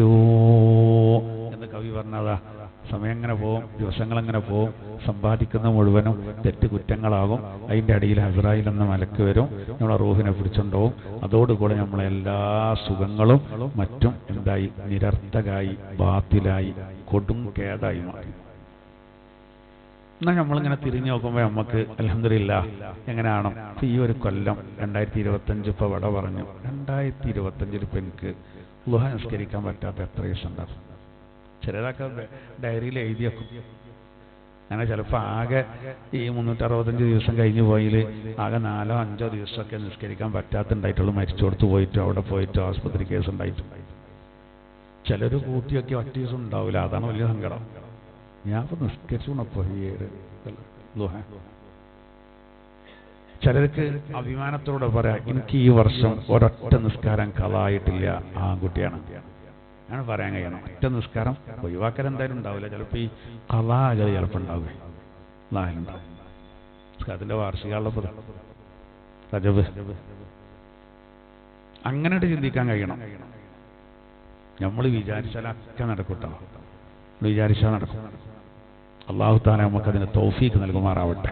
അപ്പോൾ അല്ലാഹു തആല ഇവരോട് പ്രത്യേകം പറയാണ്, അഹ്ലി കിതാബികളെ, ലസ്തും അലാ ശൈഇൻ ഹത്താ തുഖീമുത് തൗറാത വൽ ഇൻജീൽ. തൗറാത്തും ഇൻജീലും അതനുസരിച്ച് നിങ്ങൾ നിലകൊള്ളുന്ന വിവരങ്ങളൊന്നുമല്ല. അതാണ് ഇസ്ലാമികമായിട്ട് അങ്ങനെയാണ്. അള്ളാനെ അംഗീകരിക്കുന്നുണ്ടോ? ഓനൊരു സംഭവമാണ് ഇല്ലേ, ഇവിടെ എന്തായിട്ടും കാര്യമില്ല, എന്തായിട്ടും കാര്യമില്ല. ഓൻ എന്തൊക്കെ ഉണ്ടായിട്ടും എത്ര അറിയപ്പെട്ടിട്ടും ഒന്നും കാര്യമില്ല, അള്ളാന്റെ ഒന്നുമല്ല. അപ്പൊ ഇവരോട് പറയാം, നിങ്ങൾ തൗറാത്ത് ഇഞ്ചീലും നിങ്ങളത് കേട്ടാൽ മതി, അതിലിങ്ങനെ ഉണ്ടല്ലോ. ഏത് നബി തങ്ങളെ പറ്റി പറയുന്നില്ലേ, അംഗീകരിക്കണ്ടേ? വമാ ഉൻസില ഇലൈക്കും മിർ റബ്ബിക്കും, റബ്ബിൽ നിന്ന് നിങ്ങളിലേക്ക് ഇറക്കപ്പെട്ടതിലും. ഇത് ഓൽക്കില്ലാത്തതാണ് പ്രശ്നം, അല്ലെങ്കിൽ നിങ്ങളൊന്നുമല്ല. അബൂ ഹാരിസ എന്ന് പറയുന്ന ഒരാളുണ്ടായിരുന്നു, അബൂ ഹാരിസ. പിന്നെ ഇയാള് നജ്റാനുകാരനായിരുന്നു, അബൂ ഹാരിസ. അബൂ ഹാരിസത്ത് ബിൻ അൽഖമ എന്നാണ് അയാളെ പേര്. അത് വലിയ വേദപണ്ഡിതനായിരുന്നു. അയാൾ വിചാരം വലിയ സംഭവമാണ്, വലിയ സംഭവം തന്നെയാണ്. പക്ഷെ അള്ളാന്റെ അടുത്തായില്ല. കാരണം എന്താ? നബിനെ അംഗീകരിക്കാൻ തയ്യാറായില്ല. അയാൾ അനിയനായിരുന്നു ഖുർസ്. ഇവരെല്ലാവരും കൂടി 10-60 ആൾക്കാർ നബിതങ്ങളെ കാണാൻ വേണ്ടി വന്നല്ലോ. പോരുന്ന സമയത്താണ് അബൂ ഹാരിസന്റെ ഒട്ടകം കാല് വഴുതിയിട്ട് വീണു, ഇയാൾ തെറിച്ചു. മോട്ടോർ സൈക്കിൾ പറഞ്ഞ ആർക്കായി. അപ്പൊ ഖുർസ് പറഞ്ഞു, ഹലക്ക മുഹമ്മദ്, മുഹമ്മദ് നശിക്കട്ടെ. നബിനെ കാണാൻ വരികയുള്ളൂ. ഖുർസ് ഇയാളെ നേരെ അനിയനാണ്. അപ്പൊ അബൂ ഹാരിസ ചോദിക്കാണ്, അബൂ ഹാരിസ പറഞ്ഞു, അങ്ങനെ പറയല്ലേ. അപ്പൊ ഖുർസ് ചോദിച്ചു, എന്താ അങ്ങനെ പറഞ്ഞാലും പറഞ്ഞു. അപ്പൊ അബൂ ഹാരിസ പറയാണ്, കാത്തിരിക്കുന്ന പ്രവാചകനാണത്, നമ്മളെ വേദത്തിൽ പറഞ്ഞ പ്രവാചകനാണത്. അതിൽ ഖുർസ് ചോദിച്ചു, എന്നിട്ട് എന്ത് ഇതുവരെ പറയാതിരുന്നു ചോദിച്ചു. മക്കത്ത് 13 കൊല്ലം നബിതങ്ങൾ പ്രവാചകനായി, പിന്നെ മദീനത്തും പോയിട്ടാണ് ഈ സംഭവം നടക്കുന്നത്. മദീനക്കാണ് ഇവർ വരുന്നത്. അബൂ ഹാരിസ ഭയങ്കര പണ്ഡിതനാണ്. ഇതുവരെ അയാൾ ആ സത്യം ജനങ്ങളോട് തുറന്നു പറഞ്ഞിട്ടില്ല. അയാളെ സ്വന്തം അനിയൻ മനസ്സ് പൊട്ടി ചോദിക്കുകയാണ്. അയാളെ ധാരണ എന്താ അറിയോ, തന്റെ ജ്യേഷ്ഠൻ വലിയ പണ്ഡിതനാണ്, ആ നിലക്കാണ്. മൂപ്പര് പറഞ്ഞു കൊടുത്താണ്, മൂപ്പര് നബിനെ എതിർക്കുന്നുണ്ട്.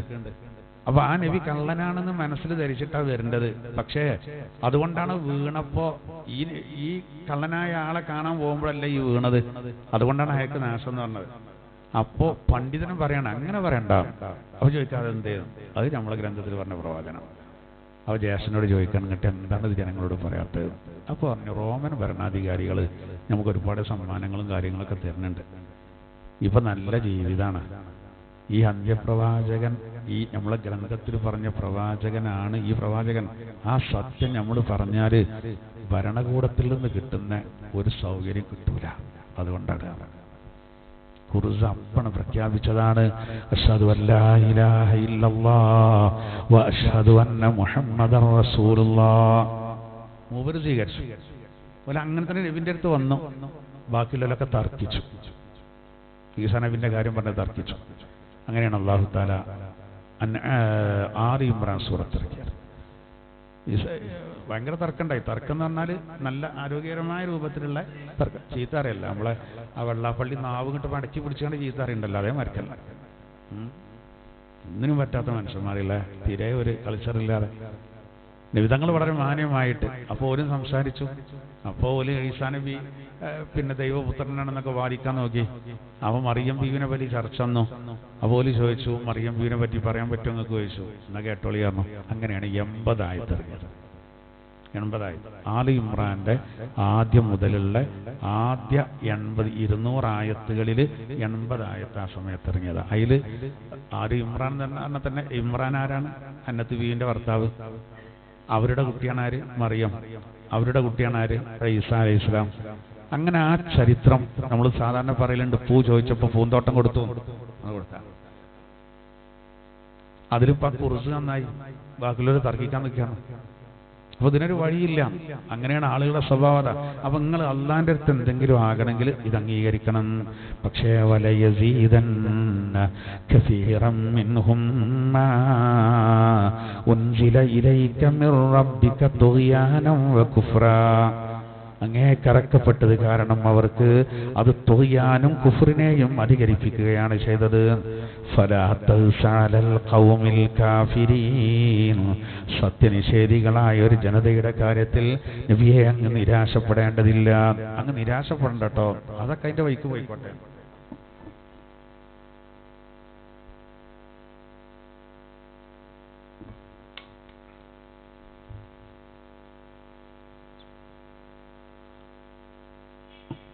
ആളുകൾ പറഞ്ഞാൽ കേൾക്കണില്ല എന്ന് കരുതിയിട്ട് നമ്മൾ നിരാശപ്പെടുന്നു വേണ്ട. നൂഹ് നബിന്റെ മാർഗം സ്വീകരിച്ചാൽ മതി. നൂഹ് നബിയോട് പറഞ്ഞില്ലേ, അലാമത്താണ് പറഞ്ഞെടുത്തു, നിങ്ങൾ ഞാൻ ബേജാറാണ്ട്, ഓലെ ഞാൻ ശിക്ഷിക്കും. പിന്നെ ചില അലാമത്തുകളൊക്കെ ഞാൻ പറഞ്ഞുതരാം, അപ്പം നിങ്ങൾ കപ്പൽ കയറിക്കൊണ്ടി വന്നു. അതാണ് ഫാറ തന്നൂറണില്ലേ. തന്നൂർ പറഞ്ഞാൽ അടുപ്പിന്ന് ഉറവ പൊട്ടിയാലേ അപ്പോൾ മനസ്സിലായിക്കൊണ്ടി കഴിഞ്ഞ കാര്യങ്ങൾ.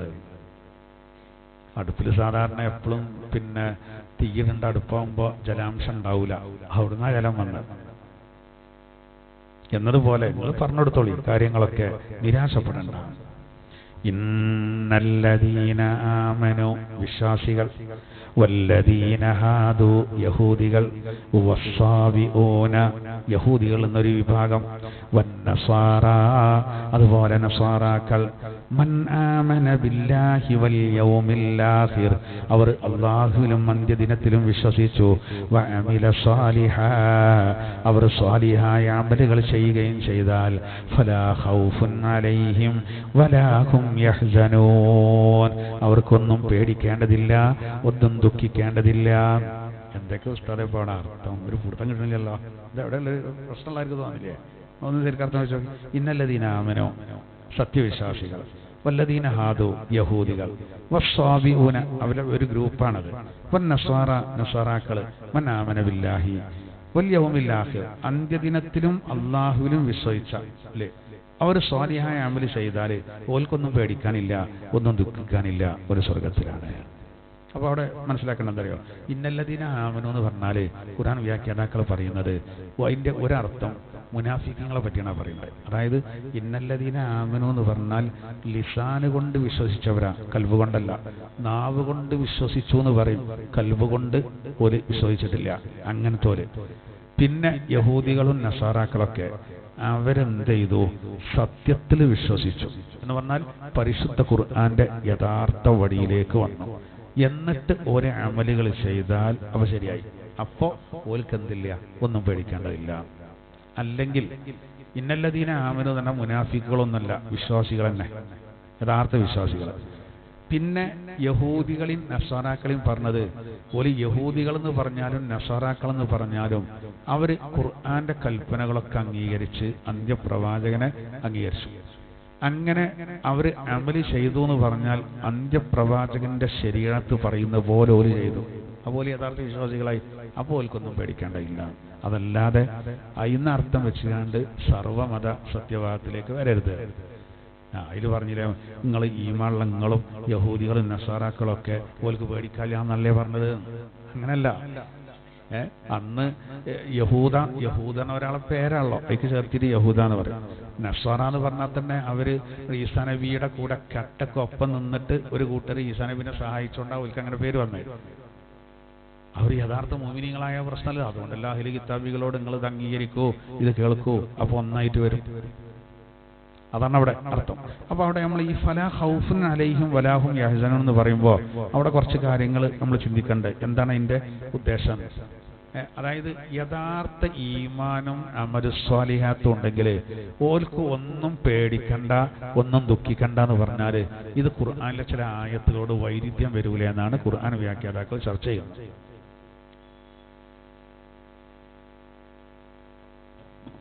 ഒരായത്തില് അല്ലാഹു തആല പറയുന്നുണ്ട്, യൗമ തറൗനഹാ തദ്ഹലു കുല്ലു മുർളിഅത്തിൻ അമ്മാ അർളഅത്. ഖിയാമത്ത് നാളിന്റെ ആ രംഗം ദൃഷ്ടിയിൽപ്പെട്ടാൽ അള്ളാഹു പറയുകയാണ്, നോക്കൂ, അള്ളാഹു തആല പറയുകയാണ്, മുല കുടിക്കുന്ന ഒരു പെണ്ണ് ആ കുടിക്കുന്ന കുട്ടിയുടെ കാര്യം മറന്നുപോകും. മുല കൊടുക്കുന്ന ഒരു പെണ്ണ് കുടിക്കുന്ന കുട്ടിയുടെ കാര്യം മറന്നുപോകും. ആ ആയത്തിൽ തന്നെ പറയുന്നുണ്ട്, ഒരു ഗർഭിണിയായ ഒരു പെണ്ണറിയാതെ പ്രസവിച്ചു പോകും. അത് ഈ ആയത്തിനോട് എതിരാകും. ഈ ആയത്തിൽ പറഞ്ഞാൽ എന്താ? ഒന്നും പേടിക്കണ്ട, ഒന്നും ദുഃഖിക്കണ്ട. അപ്പൊ അങ്ങനെ പേടിയും പ്രയാസമൊന്നും ഇല്ലെങ്കിൽ ഇപ്പൊ അറിയാതെ പ്രസവിക്കേണ്ട പ്രശ്നം വരുമോ? ലഹരി ബാധിച്ചവരെ പോലെ ആയിരിക്കും അവര്. യഥാർത്ഥത്തിൽ ലഹരി ബാധിച്ചുകൊണ്ടല്ല, അള്ളാന്റെ ശിക്ഷ കഠിനമാണെന്ന് ഹജ്ജ് സൂറത്തിന്റെ തുടക്കത്തിൽ പറയുന്നുണ്ട്. അപ്പൊ അതും ഇതും വൈരുദ്ധ്യം ഉണ്ടോ? ഇനി വേറൊരു ആയത്തിൽ പറയുന്നുണ്ടല്ലോ, എന്ത്? ആ ഖിയാമത്ത് നാളിലെ ആ ഭീകരമായ രംഗം നടക്കുന്ന സമയത്ത് അത് കണ്ടാനുള്ള അവസ്ഥ എന്തേക്കാരെന്ന് ഖുർആൻ പറയുന്നുണ്ട്. യൗമ യഫിറുൽ മറു മിൻ അഖീഹി വ ഉമ്മിഹി വ അബീഹി. ഉമ്മാനെ വിട്ട്, വാപ്പാനെ വിട്ട്, സഹോദരങ്ങളെ വിട്ട്, മക്കളെ വിട്ട്, സഹധർമ്മിണിയെ വിട്ട് ഓടും. ഓരോരുത്തർ ഓടുകയാണ്. എന്താ കാരണം? ഖുർആൻ തന്നെ പറയുന്നുണ്ട്, ലികുല്ലി ഇംരിഇം മിൻഹും എന്ന് പറഞ്ഞിട്ട് അള്ളാഹു പറയുന്നുണ്ട്, ഓരോരുത്തർക്കും മതിയത്തക്ക കാര്യങ്ങൾ ഓരോരുത്തർക്കും ഉണ്ട്. ആർക്കും ആരും നോക്കാൻ നേരമില്ല. കാലിൽ ചെരുപ്പുണ്ടാവില്ല, വസ്ത്രം ധരിച്ചിട്ടുണ്ടാവില്ല, ആണുങ്ങൾ ശേലാക്രമം ചെയ്യപ്പെട്ടിട്ടില്ല. ആ രൂപത്തിൽ വരുമ്പോ ആ രംഗം പറയുമ്പോ ആയിഷ ബീവി ചോദിച്ചു, നബിയെ ഔറത്ത് കാണൂലേ? നബി തങ്ങൾ പറഞ്ഞു, ആയിഷ ഔറത്ത് കാണുന്നൊരു ടൈമല്ലത്. അങ്ങനത്തെ ഒരു ചിന്ത വരൂല, അത്രക്കും ബേജാറായി കയറുന്നതാണ്. അപ്പൊ അത് ഈ ആയത്തിനോട് എതിരാണോ? അപ്പൊ അതിന് മറുപടി എന്താ അറിയങ്ങള്? അതിന് മറുപടി, അതായത് ആദ്യഘട്ടത്തിൽ എല്ലാവരും ഒന്ന് പേടിക്കും, മോമിനിയങ്ങളും അല്ലാത്തവരൊക്കെ ഒന്ന് പേടിക്കും. വേണമല്ലോ, നമ്മൾ ദാഹം ഉണ്ടാവുമ്പോഴാണല്ലോ വെള്ളത്തിന് ടേസ്റ്റ് ഉണ്ടാകുക. നല്ല വിശക്കുന്ന സമയത്ത് കുറച്ച് ഇറച്ചിയും പുളിയൊക്കെ കിട്ടിയാൽ സന്തോഷം തേകാരം അല്ലേ? എന്തെങ്കിലും ഒരു ഭക്ഷണം കിട്ടുമ്പോൾ നമുക്ക് ഭയങ്കര റാഹത്തേക്കാരം. റൊട്ടി കിട്ടിയാൽ മതിയാവും, അല്ലെങ്കിൽ അത് പറ്റൂല. അപ്പൊ എന്നതുപോലെ തന്നെ ആദ്യം ഒരു പേടി വന്നിട്ട് പിന്നെ മോമിൻ ഈമാൻ ഉണ്ടായതുകൊണ്ട് അപ്പോഴുള്ള സന്തോഷം, ഇതൊക്കെ കഴിഞ്ഞ കാലങ്ങളിൽ ശ്രദ്ധിച്ചതുകൊണ്ട് എനിക്ക് കിട്ടിയതാണല്ലോ ആ സന്തോഷം വരും.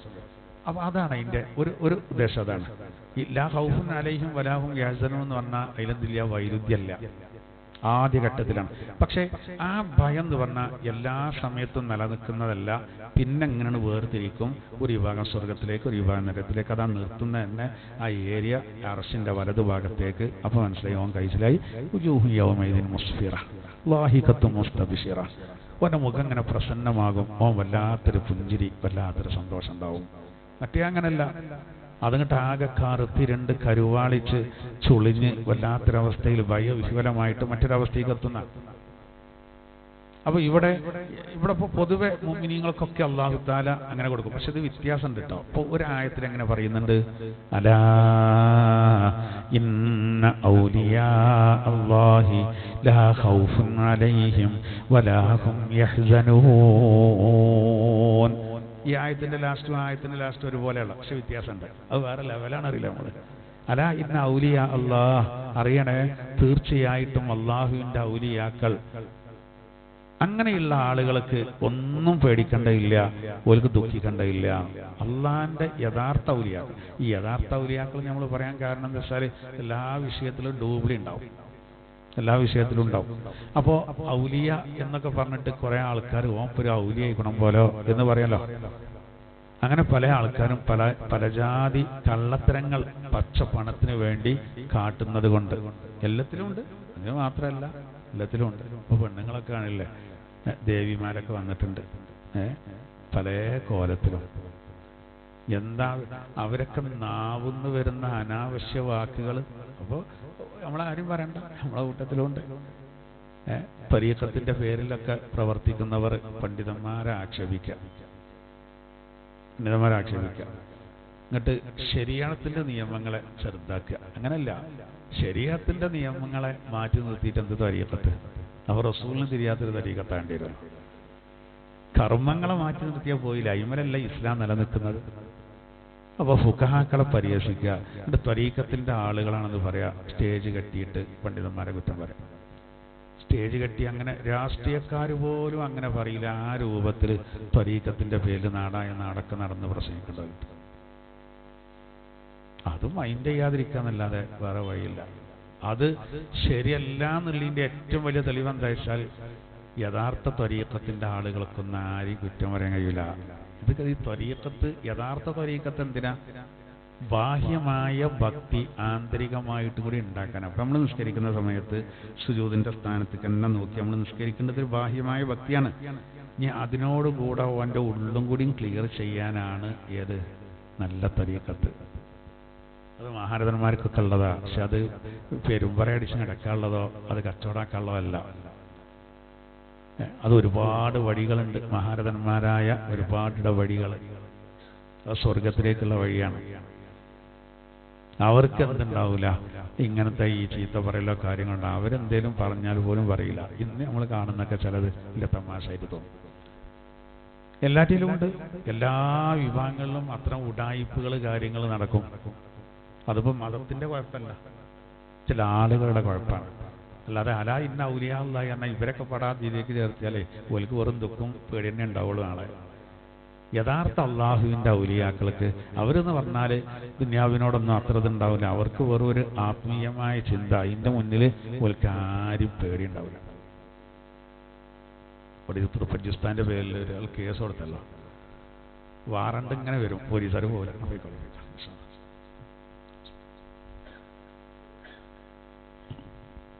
വാറണ്ട് വന്നിട്ട് സമൻസ് വന്നാൽ അത് കൈപ്പറ്റി ഹാജരാക്കണമെന്ന്.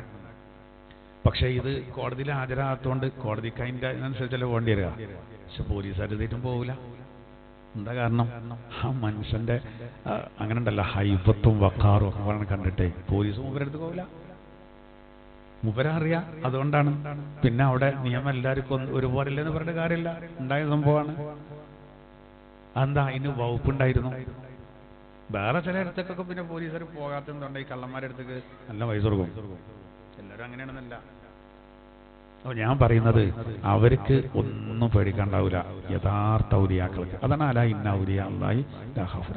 ഇപ്പൊ നമ്മളൊക്കെ ഈ അവസ്ഥയെ പെടുകയാണ്. അത് ഖുർആൻ പറയുന്നുണ്ട്, ഇന്നല്ലദീന ഖാലു റബ്ബുനല്ലാഹ് സുമ്മ ഇസ്തഖാമു തതനസ്സലു അലൈഹിമുൽ മലായിക അല്ലാ തഖാഫു വലാ തഹ്സനൂ. ഈ ആയത്തിന്റെ തഫ്സീർ അതാണ്. എല്ലാം വെട്ടില്ലേ? ഇവർക്ക് പ്രത്യേകം പറഞ്ഞത്, ഔലിയാക്കൾക്ക് പറഞ്ഞത്, ഇനി മൊത്തത്തിൽ എല്ലാവരോടും കൂടിയും പറയാണ്. എന്താണത്? അല്ലാഹു തആല പറയാണ്, ഇന്നല്ലദീന, ഒരു കൂട്ടർ, ഖാലു, അവർ പറഞ്ഞു, റബ്ബുനല്ലാഹ്, ഞങ്ങളുടെ റബ്ബ് അല്ലാഹുവാണ്. അതിന്റെ അർത്ഥം എന്താ? നമ്മളൊക്കെ ഇനി അങ്ങാടി ചെന്നാണ് ഞങ്ങളെ റബ്ബ് അല്ലാഹുവാണ് ദുറാക്കി വിളിച്ചെന്നല്ല. പിന്നെ നമ്മളെ നിലപാട് അല്ലാഹുവിൽ നല്ല വിശ്വാസമുണ്ട്. മാത്രമല്ല സുമ്മസ്തഖാമൂ, അതിൽ ഉറച്ചു നിൽക്കുകയും ചെയ്തു.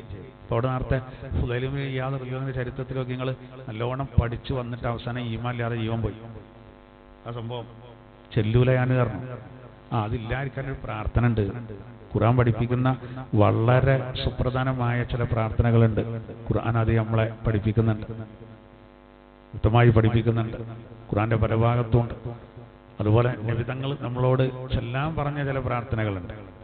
അള്ളാഹുവിന്റെ തിരുദൂതർ നമ്മോട് ചെല്ലാൻ പറഞ്ഞ, യാ മുഖല്ലിബൽ ഖുലൂബ് സബ്ബിത് ഖൽബി അലാ ദീനിക്, ഹൃദയങ്ങളെ മാറ്റിമറിക്കുന്ന നാഥാ, എൻ്റെ ഹൃദയത്തെ നോക്കൂ, എൻ്റെ ഹൃദയത്തെ നിന്റെ ദീനിൽ ഉറപ്പിച്ചിർത്തണേ. നിങ്ങൾ ആൽ ഇമ്രാന്റെ ആദ്യത്തെ പേജ് എടുത്ത് നോക്കി. നമ്മളെപ്പോഴും പ്രാർത്ഥിക്കണ്ടേ ഖുർആനിലെ വാരിതായി വന്ന പ്രാർത്ഥന നമ്മൾ അങ്ങനെ തന്നെ പ്രാർത്ഥിക്കണം എന്നാണ്. ഞാനത് ഒരു പ്രാർത്ഥനയിൽ നമ്മളാണ് കാണാതെ പഠിച്ചാലേ ഞാനത് നിങ്ങൾക്ക് കണ്ടാൽ പിന്നെ വേണ്ട എഴുതിയിട്ടാണ്. നമ്മൾ ഈ ആയത്തിൻ്റെ ഒരു തഫ്സീറും കൂടി ആട്ടത്, ആ തുഖിയാനിലേക്കും കുഫ്റിലേക്കും ആളുകൾ മടങ്ങുന്നതാണ്. അതിൽ ആ 8ാമത്തെ ആയത്ത് നോക്കി, ആൽ ഇമ്രാനിലെ 8ാമത്തെ ആയത്ത് 50ാമത്തെ പേര് 50. പള്ളിയിലൊക്കെ അങ്ങനെ ഇരിക്കുമ്പോഴേ ഇതൊക്കെ ഒന്ന് മനസ്സിൽ കോറിയിട്ടാൽ മതി. മുസാഹിബെടുത്ത് നമ്മളിങ്ങനെ നോക്കുമ്പോൾ എന്നിട്ട് ഈ വാരിതായ ദുആ സ്പെല്ലിംഗ് മിസ്റ്റേക്ക് ഇല്ല, അതിന് കൂട്ടേണ്ട ആവശ്യമില്ല, അങ്ങനെ തന്നെ അത് വരണം. റബ്ബനാ ലാ തുസിഗ് ഖുലൂബനാ ബഅദ ഇദ് ഹദൈതനാ വഹബ് ലനാ മിൻ ലദുൻക റഹ്മ ഇന്നക അൻതൽ വഹ്ഹാബ്. നബിതങ്ങൾ വളരെ കൂടുതൽ പ്രാർത്ഥിച്ച പ്രാർത്ഥനയാണത്. അള്ളാഹുനും ഇറക്കിത്തരാണ് മാറ്റർ. നിങ്ങൾ ഇങ്ങനെയാണ് ദ്വാരുന്നോളിയും അതിൽ എല്ലാം ഇറങ്ങിയിട്ടുണ്ട്. റബ്ബനാ, നമ്മൾ ദ്വാരക്കേണ്ട രീതി, ഞങ്ങളുടെ നാഥാ, ലാ തുസിഗ് ഖുലൂബനാ, ഞങ്ങളുടെ ഹൃദയത്തെ നീ തെറ്റിക്കല്ല നാഥാ, ബഅദ ഇദ് ഹദൈതനാ, ഞങ്ങൾക്ക് ഹിദായത്ത് കിട്ടിയതിൻ്റെ ശേഷം ഇപ്പൊ ഞങ്ങൾ നല്ല റൂട്ടിലാണ്, ഇനി ഞങ്ങളെ പ്രേരിപ്പിക്കല്ലേ. വഹബ് ലനാ, ഞങ്ങൾക്ക് ഔദാര്യമായി സൗജന്യമായി നൽകണേ, മില്ലദുൻക റഹ്മത്തൻ, നിന്റെ ഭാഗത്തു നിന്നുള്ള കാരുണ്യം. എന്നിട്ട് നമ്മൾ സോപ്പിടുകയാണ്. അതായത് പടച്ചോൻ തന്നെ പറഞ്ഞുതരാം, എന്നെ സോപ്പിട്ട് ഇങ്ങനെ ചോദിച്ചോളിയാണ്, ഇന്നക അൻതൽ വഹാബ്, ജൊക്കെ സൗജന്യം നൽകുന്നവനാണല്ലോ. ഫ്രീ ആയിട്ട്, ഓസാരം എന്നറിയില്ല നമ്മൾ, വെറുതെ അവകാശമല്ല. അവകാശമായതെങ്കിൽ ചോദിക്കാം, നമുക്ക് ചോദിച്ചു വാങ്ങാം. ഇതങ്ങനല്ല, ഔദാര്യ, 100% ഔദാര്യാണ്. അപ്പൊ നമ്മൾ അല്ലാഹുവിനോട് ദ്വാരക്കാണ്, അതാ ഞങ്ങൾക്ക് ഹിദായത്ത് ലഭിച്ചതിന്റെ ശേഷം ഞങ്ങൾ ഒരിക്കലും വഴി തെറ്റിക്കല്ല നാഥാ, നിന്റെ ഭാഗത്തു നിന്ന് കാരുണ്യത്തെ ഞങ്ങൾക്ക് നൽകണമേ. ഇന്നക അൻതൽ വഹാബ്, നീ ഔദാര്യം നൽകുന്നവനാണല്ലോ. നീ ഒക്കെ ഫ്രീ ആയിട്ട് നൽകുന്നവനാണ്. അല്ലാഹുവേ നീ ഞങ്ങൾക്ക് നൽകണമേ. അപ്പൊ ആ പ്രാർത്ഥന ആലി ഇമ്രാനിലെ 8-ാമത്തെ, അത് നമ്മൾ എപ്പോഴും ഇങ്ങനെ പ്രാർത്ഥിക്കുക. അത് നിസ്കാരത്തിന്റെ ശേഷം, അതുപോലെ നമ്മൾ കിടക്കുമ്പോഴൊക്കെ അങ്ങനെ ഉള്ളു തട്ടി ഇങ്ങനെ പ്രാർത്ഥിച്ചാൽ മതി. റഹ്മത്ത് കിട്ടാനും ഏറ്റവും വലിയത് ഹിദായത്ത് തന്നെയല്ലേ. ബാക്കിയൊക്കെ നമുക്ക് പരിഹരിക്കാം, ഒരു നിലക്കല്ലെങ്കിൽ ഒരു നിലക്ക്. പക്ഷെ ഹിദായത്ത് അതെങ്ങാനും നഷ്ടപ്പെട്ട് കഴിഞ്ഞാൽ സുബ്ഹാനല്ലാഹ്, എൻ്റെ ഒരു അവസ്ഥ ആലോചിച്ച് നോക്കി. കഴിഞ്ഞ 15 ദിവസം മുമ്പ് നമ്മുടെ ഇവിടെ അടുത്തൊരു സഹോദരൻ മരിച്ചത് പറഞ്ഞാൽ ഇന്നിപ്പോൾ അവിടെ നിന്ന് ക്ലാസ്, അദ്ദേഹത്തിൻ്റെ വീട്ടിലായിരുന്നു ചായ കുടിക്കാൻ പോയത്. ഞാൻ ആ പള്ളിൻ്റെ അരികിലൂടെ ഇങ്ങനെ പോകുമ്പോഴേ 2 ക്ലാസ് മുമ്പ് ഇപ്പോൾ അദ്ദേഹം നമ്മളെ ക്ലാസ്സിൽ ഇരുന്നതാണ്. ഇന്നിപ്പോൾ വീട് അപ്പുറത്തുണ്ട്, വലിയ വീട്. പക്ഷേ ഇയാൾ ഇപ്പോൾ ഈ കവർ ഞാൻ ഇന്നിപ്പോൾ ഇതിലങ്ങനെ പോയപ്പോൾ ഓർത്തതാണ്. നിങ്ങൾ ആലോചിച്ച് നോക്കില്ലേ. ഒരു സ്ഥലത്ത് ഞാൻ ഖുർആൻ ക്ലാസ്സിൽ ചെന്നപ്പോൾ എന്നോട് അവിടുത്തെ പ്രസിഡന്റ് പറഞ്ഞു, ഇവിടെ ഉസ്താദെ ഖബർസ്ഥാൻ്റെ സ്ഥലം കഴിഞ്ഞിങ്ങനെ സ്ഥലം എടുക്കുന്നുണ്ട്, അപ്പോൾ ചില ആൾക്കാരൊന്നും സഹകരിക്കണില്ല, നിങ്ങളൊന്ന് പറയേണ്ടിയിട്ട് ക്ലാസ്സിൽ. ഒരാൾ സെക്രട്ടറിയോട് പറഞ്ഞ പോലെ ഇത് കിട്ടുന്ന പണിയൊക്കെ.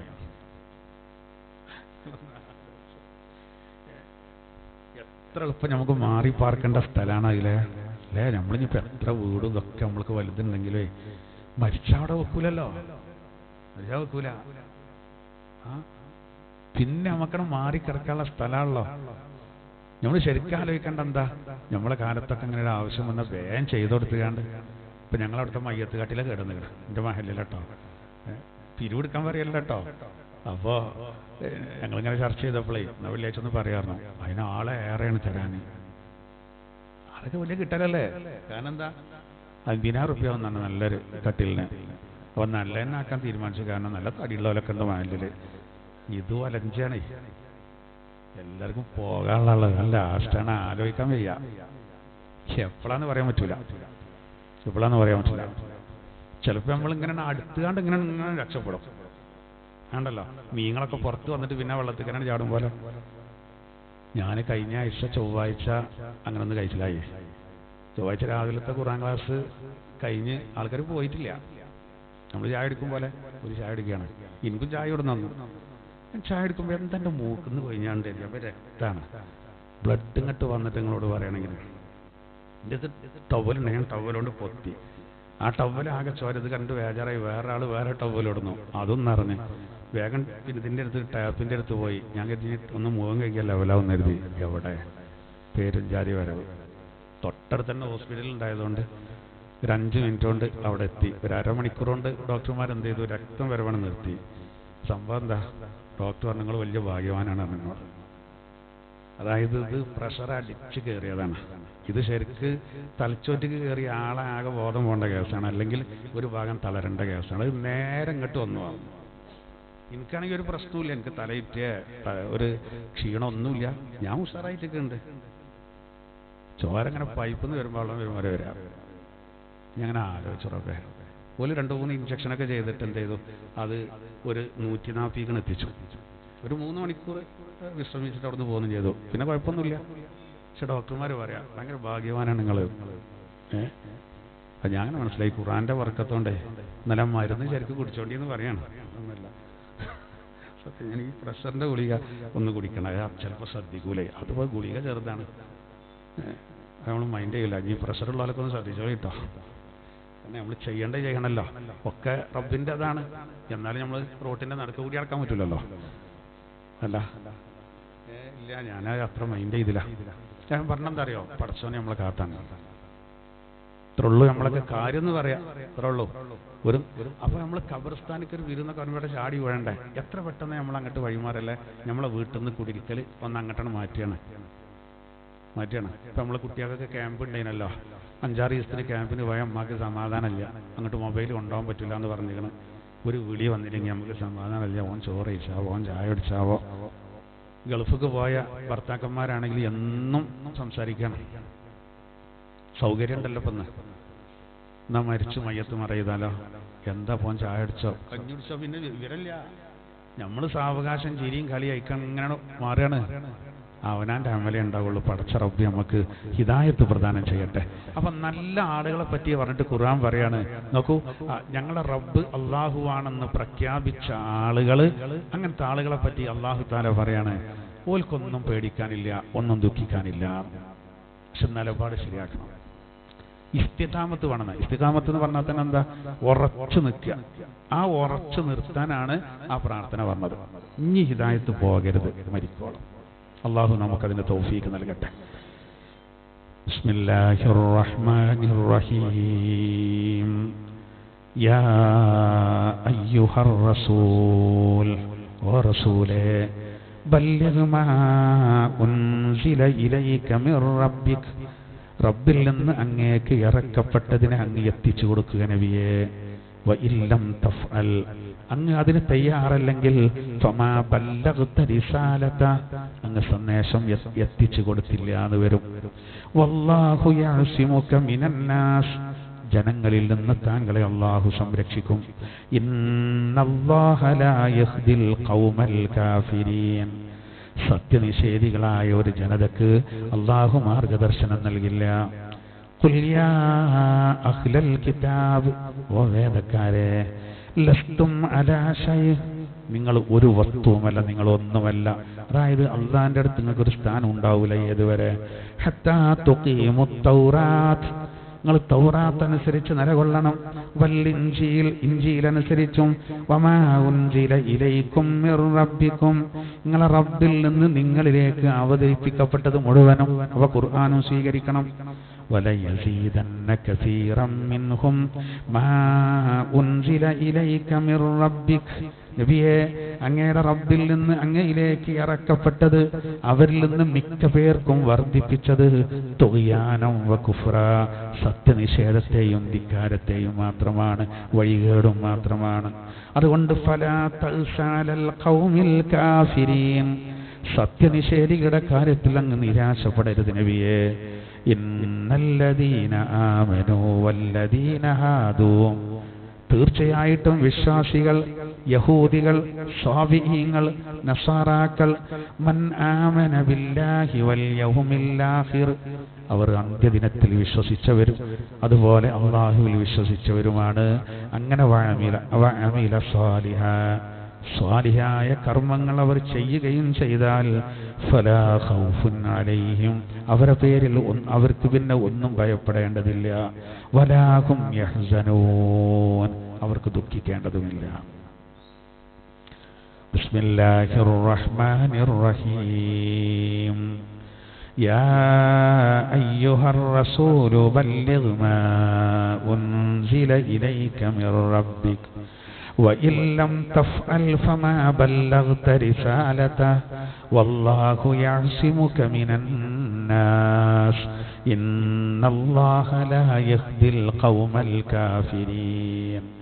قل يا أهل الكتاب لستم على شيء حتى تقيموا التوراة والإنجيل وما أنزل إليكم من ربكم وليزيدن كثيرا منهم ما أنزل إليك من ربك طغيانا وكفرا فلا تأس على القوم الكافرين.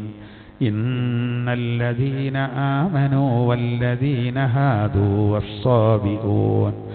والصابئون والنصارى من آمن بالله واليوم الآخر وعمل صالحا فلا خوف عليهم ولا هم يحزنون.